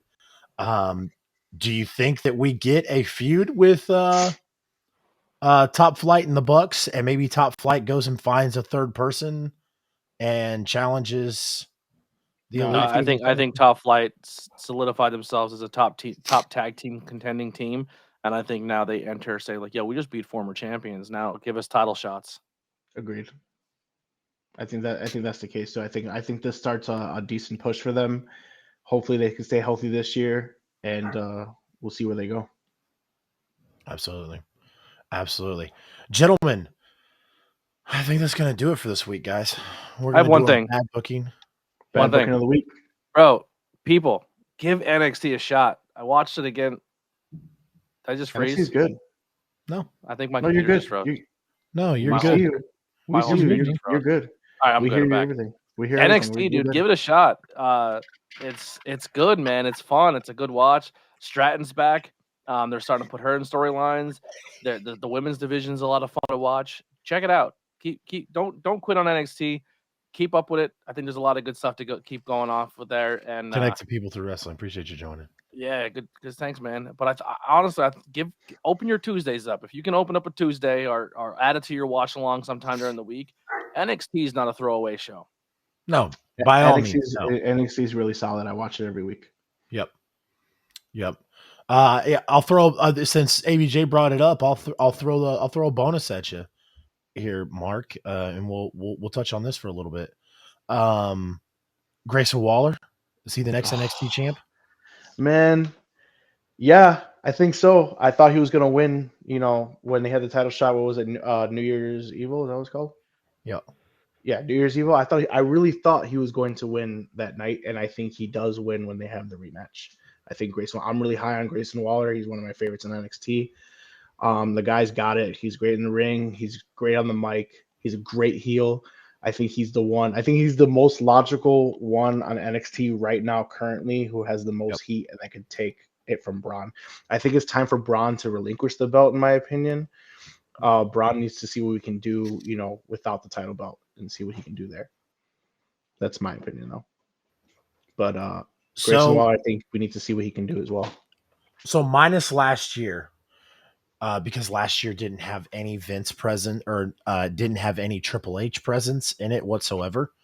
It was mainly Vince and obviously a little bit of Shane McMahon, which pissed a lot of people off. But I'll take Vince for another 100 years before I take Shane for 6 months. yeah, He's the heard that. worst. Yeah, like I said, the apple doesn't fall very far from the tree on that. So, anyways, if you remember when Hunter was kind of in the mix of things, they were doing this thing where they were taking NXT guys and debuting them in the Royal Rumble, and then slowly but gradually debuting them on the main roster. Do you think we could see that with Braun Breaker on Saturday? No, I don't. I think the idea of call ups right now in NXT are going to be slowed down tremendously. I think with them bringing back talent, I think them making their moves going forward. I think they really, really want to build NXT up to a brand. And I think right now, I think people are starting to finally latch on to the talent in NXT, and all the people who hated on 2.0 and didn't give it a shot and said it was the worst and the talent's not good. And now they're finally saying, okay, we're respecting these talent and we want to start watching them and we want to we want to see what's happening here. I think it would be a huge bad judgment call to start moving people out of there and starting over again. I think people are starting to buy into your roster, buy into what you're doing. I think the idea of a call up right now in NXT is just bad, bad, bad, bad move. Interesting. Because they'll even with Triple H in charge, who if there's not one person, maybe a tag team that can move up and be a hit right now on the main roster. The main roster is still struggling to find their identity for their mid card. If you take somebody who's a champion and throw them up, you're gonna get the same thing where like, oh, another guy who's your champion comes up and he's a jobber on the main roster. There are just no spots right now for any of them. Braun Breaker, like Gargano, Adam Cole, Champa, like those guys were multiple time champions in NXT and never got called up, and nobody cared. But now we get to this point where it's like you win a championship, and it's almost like the call up has to happen, and it doesn't. Agreed. So my stance on it is if I was Sean, I would be sitting down with Hunter and telling Hunter, I need Braun here as long as you'll let me have him. Mm-hmm. Because I need Braun to help bring in more stars and stuff. So absolutely let Grayson Waller beat Braun. Because the last thing I want is when Braun gets called up to the main roster, another year, 2 years of a guy who's unstoppable, who can't be beat, who's absolutely like when Roman loses, it's done. It's over with. I don't want to see another motherfucker come in the WWE and run rampant for another year or 2 years. Roman was smart though with it. Like he didn't just No, dominate. Like he stop, had a lot of stop. help and stuff like Pause. that. You know what I Time mean? out. Time Yeah. out. I don't want to be rude. I don't want to interrupt you. I'm sorry. Mhm. But don't say Roman was smart about that. The The booking was five smart. Sorry. yeah, the five assholes in the writers Yeah. pool were smart about that. Yeah. Yeah.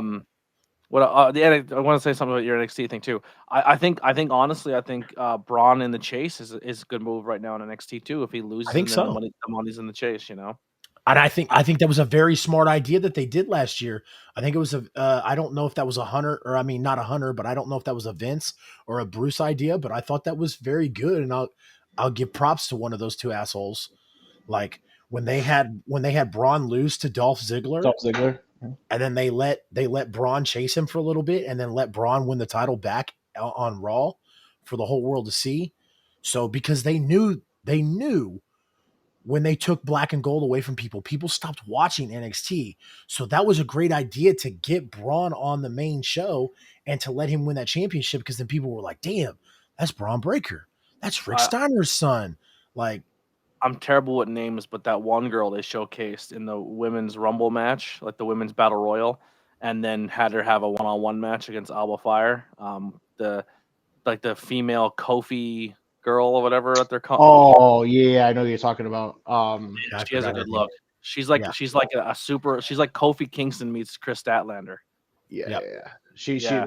that's actually a very good comparison right there. She kind of Yeah. reminds me of It's a Chris Statlander as well. very, it's a Yeah. very, very good comparison. Sol Sol Ruka. Ruka. Sol I'm Ruka, yep. terrible with the names. Terrible. I'm telling. There's a lot of good stuff to watch there, and Oh add yeah. it to your list. It's gonna be fun. The Yeah, I mean, The Creed Sorry, brothers. the Creed brothers are great. Creed, yeah, great. Oh Triple yeah. is like Carmelo Hayes. Carmelo Hayes is a freaking star, dude. That guy's got Yeah. it. That guy's Carmelo's a amazing. stud, dude. Oh, dude, I love Carmelo Hayes. You Yeah. know, Grayson Waller, Braun Breaker, obviously, of course. I actually do enjoy Pretty Deadly. I think I Pretty love Deadly is them. They're very, great. very solid, man. Absolutely. Pretty I'm Deadly is freaking awesome. yeah. Chase, you look like you have a giant bruise going across the side of your face. I That know shadow. it's the lighting. And Yeah. it's because I moved this light. So boom, there it is. Right there. Gallus from NXT UK. Gallus is very, very awesome, very Yep. talented as well. They just came back. Gallus, you guys going to keep an eye out for if you start watching NXT. Gallus is going to be pretty big this year. Dude, I'm telling you right now, if you weren't watching NXT UK, you're a fucking idiot. Sorry. I didn't Uh, watch it because the first 3 months of it, I got so bored with it so quick. Tyler Bate, I thought it was the Tyler coolest Bate, yep. fucking venue. Jordan Devlin, Walter, or Gunther now, uh, Dragonoff, um, uh, A Bomb, which uh, not A Bomb, Axiom, which is now A Kid, I think, or A Kid is Axiom, or AKM is Axiom. So yeah, Axiom's now AK used to be there, yeah. Yeah. yep. My problem is I There's watched it. so much fucking talent over there, The dude. venue was the coolest venue I've ever seen in a pro wrestling or since fucking oh my god, I just had a brain fart. New York. Um ECW Hall. The Shit, Hammerstein. shit. Hammerstein Ballroom. Yep. The UK's venue was made Hammerstein Ballroom look like it was a piece of Pete shit. Dunne. Yeah. But the problem was when I first tuned into it, every single wrestler had the same gear and the same haircut and the same beard. And I was like, Yep. nobody stands out to me. And I just gave up on it. I thought the matches were good, but I thought literally everyone came out either black or white trunks, wrist tape, long hair, undercut, beard, and everyone had the same exact look. And I was like, I'm bored. Yep. I hate I Imperium. I just want to throw this out there on a little really unrelated note. I hate Imperium's theme music. I miss the old one. That Yeah, shit okay. just jacked you up. Yeah. But yeah, This is I think I think anytime NXT agree. shows up on main roster or anytime NXT shows up at Rumble, it's just essentially a giant. This is why you should watch NXT Tuesdays. So real Yep. quick, while we're on it, if okay, I think we're all in pretty much agreement that everyone should pretty much stay in NXT. But Yeah. let's choose one. If someone has to get called up, who would you want to see, men or women's Royal Rumble from NXT? Who would you like to see? Carmelo Hayes. Thank you. That It's was my pick over. too. Yep, I mean, dude, there's no reason to have him on NXT anymore. I agree. He showcased every fucking thing you need to know. There's no reason. The only reason I would say the Creed brothers, the only reason I would not want them to get called up is because I'm still holding out for Gable Stevenson to show up with his brother and we get a tag team match of the Creed Of brothers. Square Brothers versus them, Yeah. yeah, that'd be Yeah. really cool. That would be really cool. But Um, I think for as much as they have built, let me ask you guys this: if Gable Stevenson goes to WWE full time, uh, do you think that I like Grayson Waller, future WWE champion, Braun Break, future WWE champion, Gigi Dolan, Gigi Dolan. in my dreams, she is the champion of all life on earth. I like that. I like that. I feel Just a guy simping over Gigi Dolan, man. I like it. I don't hate it. I don't hate it. Yeah. Yeah. Hey, anybody can treat her better than Darby Allin did. So, um, there's that. So, anyways, what I was gonna say is, I forgot what I was gonna say. You're making your pick of who you move up. He had Carmelo Hayes like me. Oh yeah, Carmelo Hayes. And then I was just saying, like, if Gable Stevenson starts, he's obviously going to be pushed to the main roster. But if by some chance they do decide to stick him on NXT first, like I said, that's who I want to see, him and his brother versus the Creed brothers. I think that would be amazing. Going back, that was kind of my problem with the draft. He was drafted to Raw, and it's like, well, that was WWE. That was a PR stunt on WWE's end, is because he was really hot in the Olympics at that time, and so WWE wanted to be like, "Hey, look what we got here! We got Gable Stevenson!" And he told WWE, like, "Yo, I'm not ready yet. Like, I'm still doing school. I'm still doing this. Like, I'm not ready." And you know, so WWE dropped the ball on that. But I agree with you, Mark. But if he decides to go that route, if he decides to say, "Hey, like, now I'm ready to commit to WWE full time," then I think they should put him on NXT. But I don't think they will. I think they'll thrust him right into the main roster because they're hoping to recreate Kurt Angle is what they're hoping to do. right. Yeah. I have my picks. I have 2 men and 2 women, and I'm taking one woman who I think is higher on the list, and then the rest are kind of like mid Carters at best in NXT. but I think they're mid carders who could be higher up on the ladder, but also could be decent mid carders on the main roster where if they come in, they can have an impact, but it doesn't hurt them if they come up and don't have a big run. So for the men's side, I cannot say the dude's name, but the Australian dude, Quinn, Zion Quinn or whatever his name is. Yeah, Zion Quinn. I think he has a Yeah. great look, great attitude, great everything. I think He he is could come up and be a great mid. massive. Yeah, I think he'd be a great mid carder. Von Wagner, I think, would be a good call up because I think he can be like another mid card guy that even if you don't put him right to a title picture, I think he can come up and make some waves. He reminds me of Paul Burchill on steroids. Yeah, and then for women, I would do Wendy Chu. I'd move Wendy Chu up because I think she would sell a lot of merchandise. I think she'd be I think a lot of fans would like her comedy thing. I think she's a good mix up of everyone being spooky and Judgment Day and Alexa Bliss, and I think she'd be a bright star. She'd be the Orange Cassidy of the women's division of Monday Night Raw if they let her do it. And then my other pick would be Zoe Stark. Zoe Stark is someone you can move up right now, put her on SmackDown, and she can challenge for the world title. I like your picks. Agreed. And it's time for Alba Fire to be moved up. And see, I like what they're doing with Alba Fire and the other chick, like the crazy. She's trying to drive her crazy thing.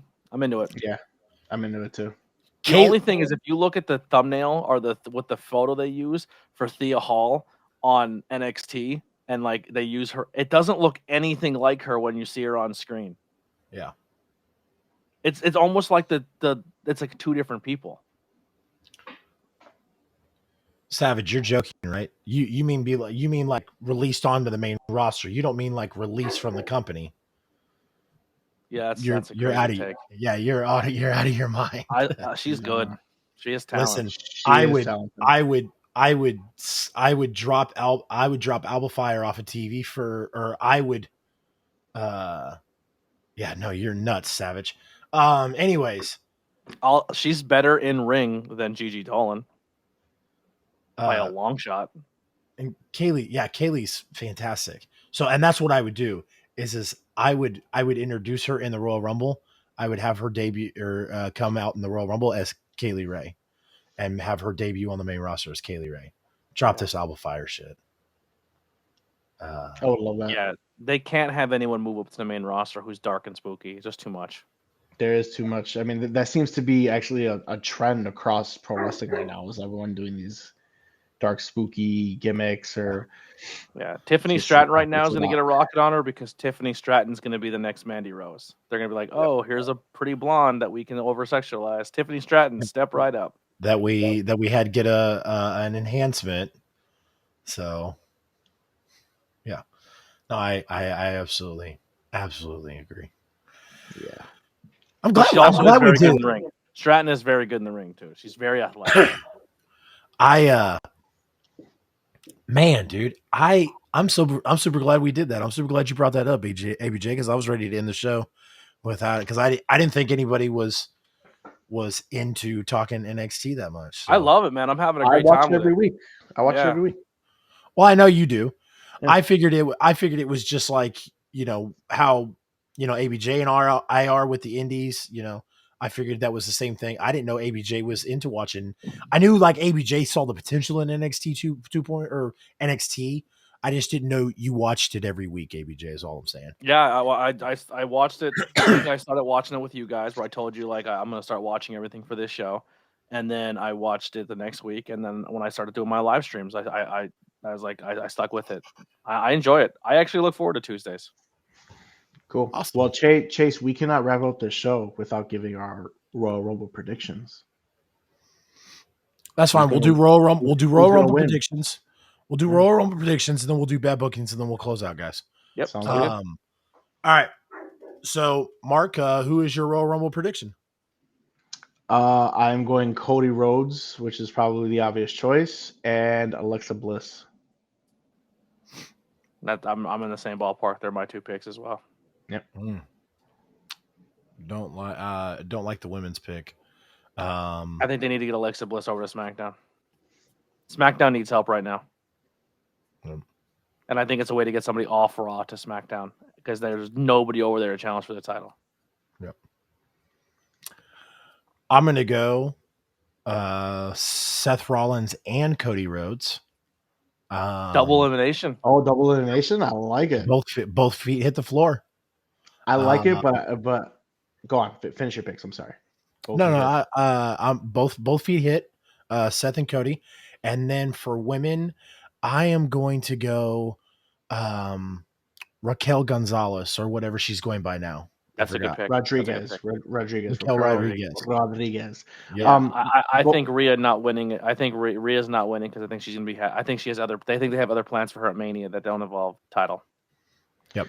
I think they're going to try and I think they're going to try and recreate Charlotte and Rhea from a few years ago with Charlotte and Rhea or Raquel this year. Okay. Chase, I don't hate your double elimination. However, I just don't feel like it would happen because I feel like Cody's going to get his flowers this year. I think I do too. WrestleMania moment. I don't think he is actually. I take that back. Oh, really? This is what I think happens: double elimination, triple threat match at WrestleMania. Roman, Seth, Cody, and Cody has his WrestleMania moment stolen from him. The next night on Raw, he comes out to a very a somber, emotional moment, and then Matt Cardona debuts and beats the dog shit out of Cody, and we get a program with Cody and Matt Cardona. So I don't hate that either. I think it's Cody's time though. I think they're going to give him this moment. I think Seth is an early draw, 1 or 2. I think Cody comes out at 3 because I think you have Seth and somebody in the ring battling. Seth eliminates them, waiting for 3. Number 3 comes out. It's Cody. Seth and Cody go the distance. I think they're in the final 4. I think Seth is about to eliminate Cody. Cody eliminates Seth, and to make Cody a golden babyface again, so you drop this feud so people don't think we need to keep interjecting him. I think Seth slides in and shakes his hand, code of honor style, and says like, "Hey, you got me." Like gives him that I think that's how they turn Seth babyface and then get away from the Seth Cody thing. But here's a quick question for you: who's your final 4, final 5? Does an NXT person end up in the final 4, final 5? I think if it's an NXT person, it would have to be one of the big ones because if it's just I think Braun Breaker's going to be a guy who's going to have a showing in the Rumble. Yeah. So I'd go Cody and Seth, like you said, as the final. Oof. Braun Breaker's a good one, but I don't see it. I don't think he'll be final 4, but I think he'll be towards the end where it'll be a thing, and then he'll get he might be the 5th or 6th elimination to lead into the final 4. So I think WWE is gonna kind of push towards like future people who might getting ready to thrust themselves into superstardom as a company. So I'm gonna go Seth, Cody, maybe Gunther, someone like that, and maybe Drew McIntyre, and then we can give yourself. And then I would replace Gunther with Austin Theory. Austin Theory, that's a good one too. I think final 5. I think Austin Theory, Gunther, Drew McIntyre, Seth, and Cody are the final. Yeah. If you want to throw, I think this. Even if Cody comes in and does the most predictable thing ever and wins the Rumble, I'm still excited for this Rumble. I think this Rumble's gonna be good. I haven't been this excited for a Rumble. This excited for a Royal Rumble in years. Absolutely, agreed. Just to piss off Chase, though, it should have been The Rock versus Roman at Royal Rumble. No, absolutely. Rock showing up at Rumble, and if you're believing all the nonsense hype on the internet, you're crazy. Oh no, Rock showing up at Rumble. Dude, the poster is literally electricity. Like it's everything is showing that Rock is showing up that night, and I don't think it's going to be in the Rumble. I don't think I think he shows up after the championship match. Yeah, I think he walks out. Like not. I think we get the moment, and I know it's predictable, but I think we get the moment that everyone's been doing the fantasy booking of. Roman somehow squeaks away from Kevin Owens again, and he's standing in the ring, and he goes, "I did it! I beat everyone! I conquer!" And he does his whole thing, and he goes, "Acknowledge me!" And all of a sudden, "If you smell," and the plays 1,000,000% fucking explode. That's 1,000,000% the play. So here it is. Like I said, it's not Taker lighting. It's electricity. He's the most electrifying man in sports entertainment. Ignore that guy. So let's rewind back. Remember, I told you tomorrow night they're going to attack Sammy and they're going to send Sammy out in an ambulance. Okay. Matthew, you fucking idiot. Uh, yeah. Right. So, anyways, Good match. they're Dolph going to Ziggler attack. still probably lose. They're going to attack Sammy tomorrow, and they're going to send him out in an ambulance, and then Royal Rumble. Instead of, like I said, Sammy coming out and helping Kevin, he's going to beat Kevin, and Kevin's going to get tired of losing, because the Usos, whatever. And then a car is going to show up in the parking lot. And then Roman's going to get on the microphone and be like, Sammy, if that's you, go ahead. And it's like, come out here and get your ass whooped, boy. And it won't be Sammy who comes out. It'll be The Rock. See, no, I don't think you. I think the first time you see The Rock is when he hits the curtain. It's got it. Yeah, there's no They backstage. won't. Be... No. You wouldn't see. You're not going to see who gets out of the car. They're going to assume when the car pulls up that it's Sammy, and then they're going to wait, and it's going to be quiet. He's just going to be talking shit. He's going to be like, "Go ahead, Sammy. Go ahead. Get your ass out here and get your ass whipped." And then boom, The Rock's music hits. As soon as you hear "If You're So Mal," Raz is still here, by the way. Is cooking. Yo, the plays is going to go banana sandwich. All right. So listen, if The Rock doesn't show up, I will officially end I will end The Rock showing up conspiracy. I will never talk about it again. I will not be the Bray Wyatt of The Rock. So where do they go if The Rock doesn't show up?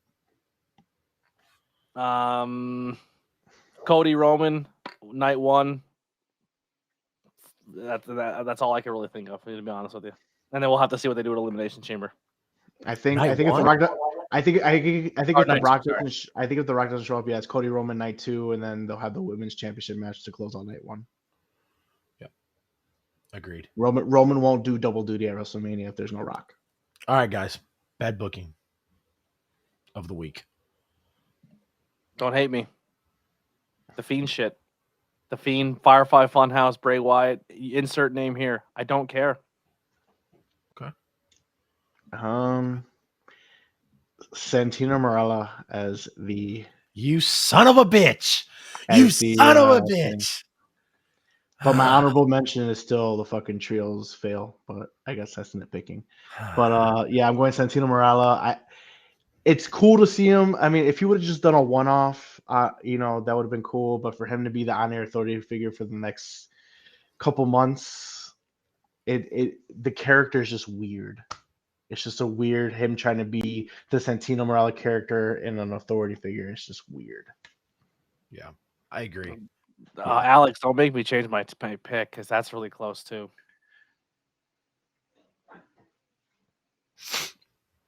Darby Allin getting his arm broke for 45 minutes to just do a roll-up pin and beat Kushida. Yeah, that was a blast. Oh, God. All right, Chase. Bad booking of the week. Well, since you took mine, asshole, I'm going with the next. You could still pick it. You could. No. I want to pick something different. I do agree with you. I 1,000% agree with you. But I am going Darby Allin and Kushida. Absolutely. Because ABJ and I, we did a live watch along and we both did the same thing. We both were like, this is fucking stupid. We watched Kushida break Darby Allin's arm for 15 fucking minutes. And then Darby just fucking rolls Darby it out. did a coffin drop to the outside onto a chair, got caught and Kushida's finisher rolled into the ring and then did a bullshit roll-up pin on Kushida. Like, he took a finisher to the outside. He took a flat back bump to the outside of the ring from the top turnbuckle. Crazy. Yeah, he just essentially no-solds everything. I feel like I'm the only one in the world that likes poor Darby Allin now. You and Axel. I don't mind it, but man, there's no ring psychology. It's terrible. I got into a heated debate with my cousin last week about Darby Allin as well. Your cousin's a smart guy. Yeah. I don't even know what your cousin said, but he's probably right. He's the one that we rated, the AOK Gaming.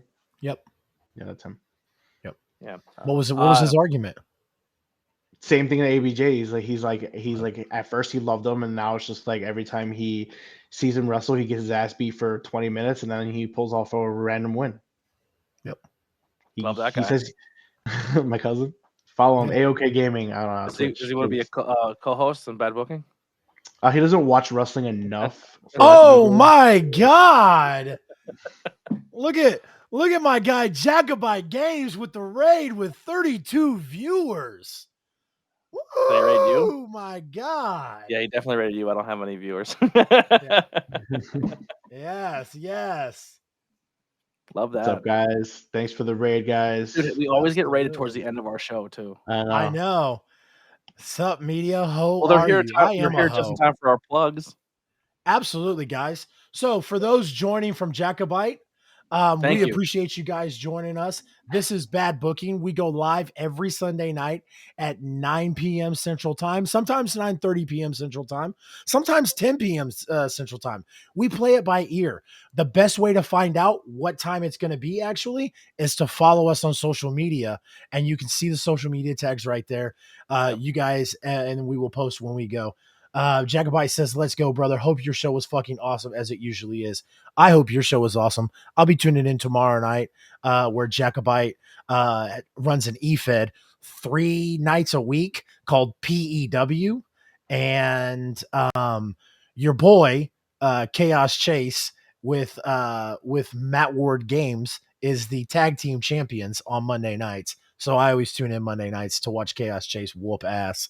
So Jacobite, appreciate the raid, guys. Again, to Jacobite's viewers, if you're just joining us, we talk about wrestling. We talk about all kinds of stuff on here. If you guys haven't already, make sure you hit the follow button. Make sure you hit the share button and check out my co-host as well, ABJ, Mark Pro Wrestling Anthony Kingpin. Blackwell Jr. on Twitch. Absolutely, and I know our guys are doing a good job of doing those stream elements. Stream elements. So, yep. I need to get back into doing EFEDs.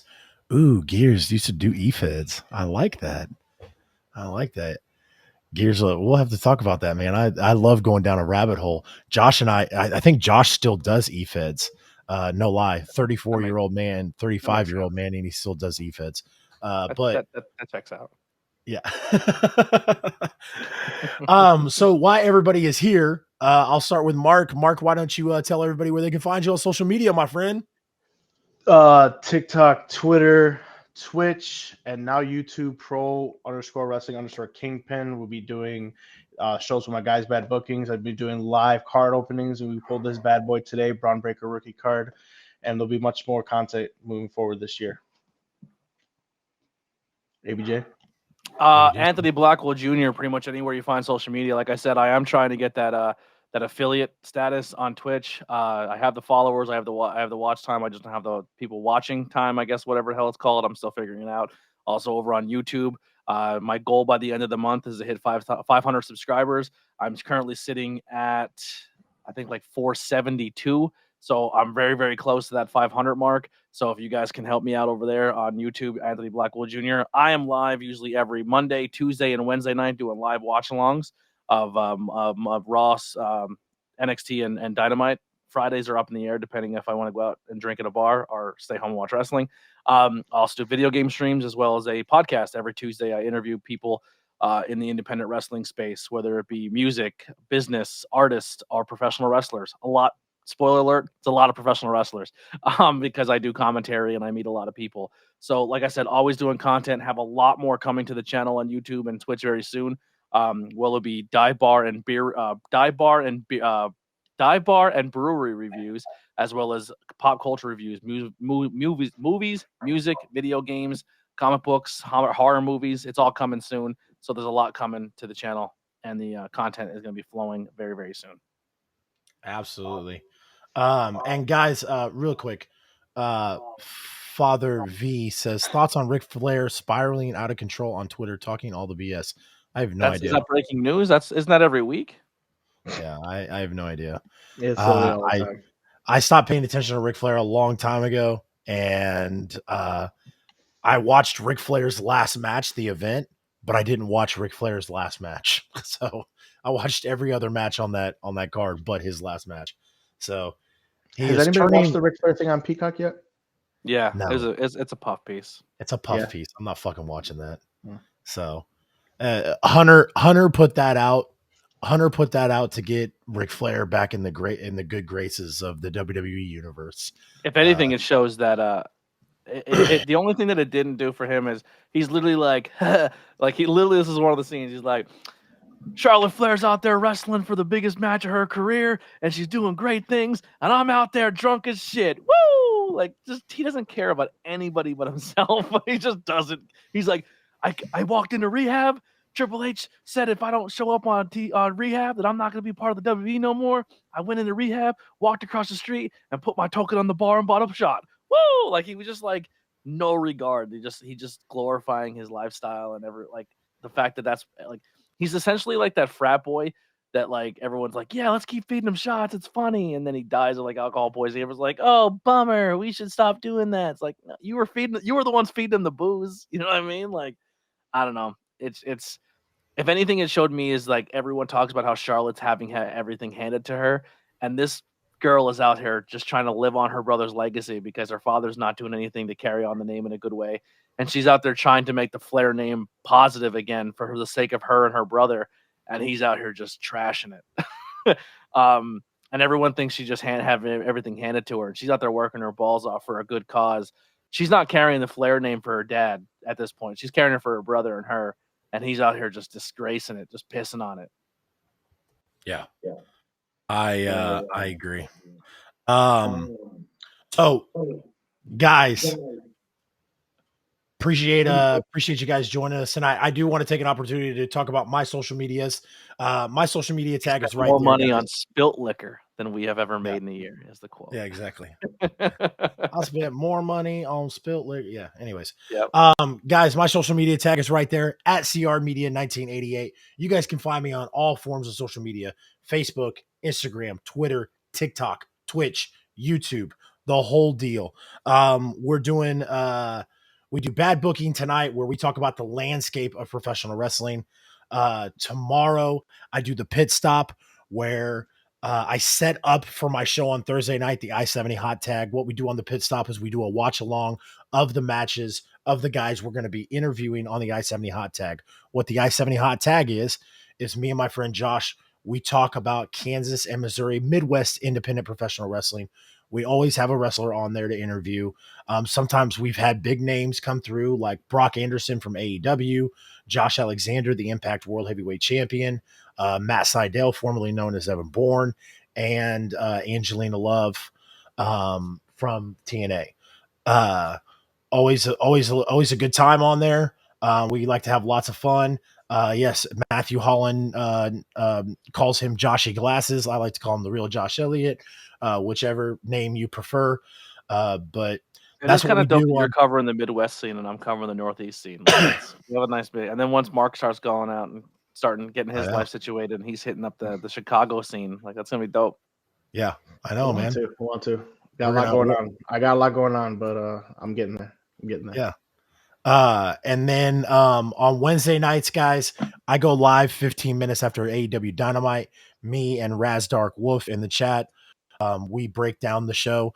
One of the things that makes that show unique compared to everybody else's shows that are post shows is that we share the link out for you guys to come on and chat with us. It's usually lots of fun. Yes, it is. It can get crazy, but it's so much fun. I met ABJ that way. Yeah. I met Mark that way. I've Dustin, Mr. Midwest, who's a very regular over there at PEW with Jacobite. Dustin came on, and then Dustin became a host. So, like I said, we have lots of fun on there. There's always something for you guys to, always some wrestling content for you guys to digest with all three of us. So, guys, again, appreciate the raid. We are sitting at almost 25 viewers on Twitch. Guys, if you haven't already, please hit that share or hit that like button, that follow button. And if you guys feel so inclined, hit the subscribe button as well. And there's head over my YouTube. That 25 will help me get really close to my goal of 500 on YouTube. There you go. Yeah. There you go. All right, gentlemen, guys, we appreciate the raid tonight. Oh boy. fun. Thank you guys. What a fun show. We try to hit that 2 hour mark, a little over, but that's fine. Yeah. It's no problem when you guys are having a good conversation, you know? Yeah. Yeah. Yep. Dude, I cannot wait for this weekend. Oh, if anyone is in the Northeast Pennsylvania area, I completely forgot about this. People in the chat were saying they want a watch along for Rumble. I will not be home to have a watch along. Maybe I'll do it the next day, like maybe early Monday afternoon. I'll rewatch it and watch it along on Facebook, on my live streams if people want to rewatch it with me. But that day, if you're in the Northeast area, if you're kind of near Pottsville, Pennsylvania, I will be at Tony Deppin's Brewery for that day. Tony Deppin from GCW as well as ROH, former ROH television champion, I believe he was. Yes. But we're going to be doing a pro wrestling flea market. So there's going to be AXW Wrestling's going to be there, Kevin Kelly's promotion, a bunch of people selling figures, a bunch of people selling art, all pro wrestling stuff, and it's going to be in Pottsville, Pennsylvania. So if you guys want to come hang out, have some great beers. It's a wrestling themed bar. There'll probably be some music playing, and then and we'll lead into Rumble. Absolutely. Matthew Holland lives in Philadelphia, buddy. There it is. It's about a 2-hour drive. Come on out. So guys, since we got a raid from Jacobite, Yeah, I gotta learn how to do this. Let me figure this out. I did it I last thought- time. I'll raid with my one person watching. I figured we would end with a raid. I would like to start doing that. It's just sometimes I forget, and then Yeah, it's same kind of here. hard because we're live on so many different places. But we're gonna do it tonight since we got a big raid from Jacobite.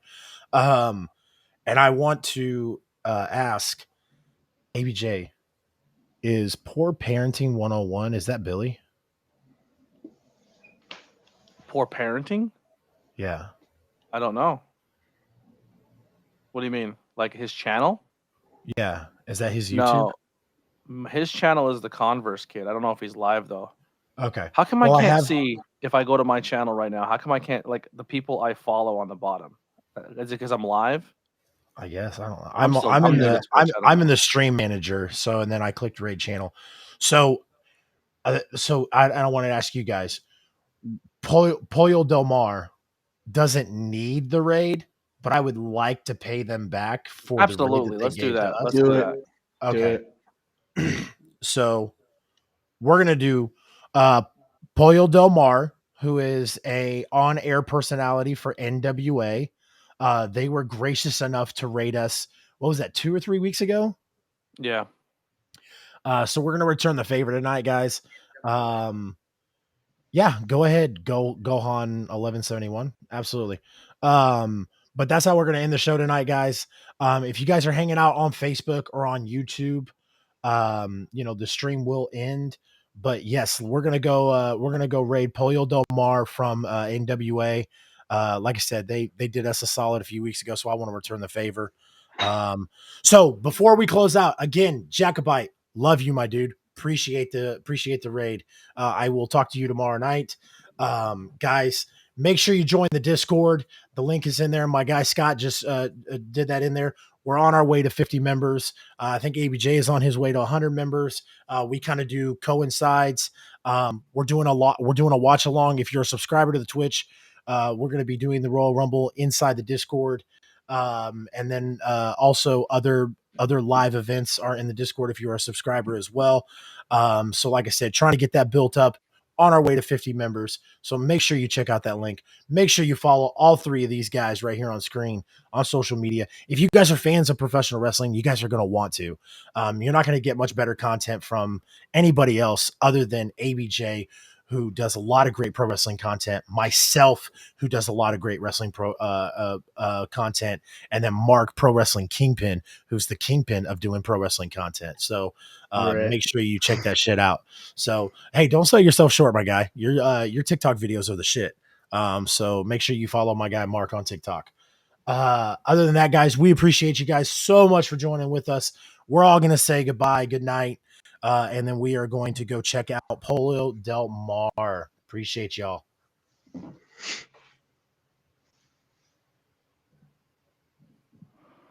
It's counting down. I think it's gonna count down in 5, 4, 3, 2, 1.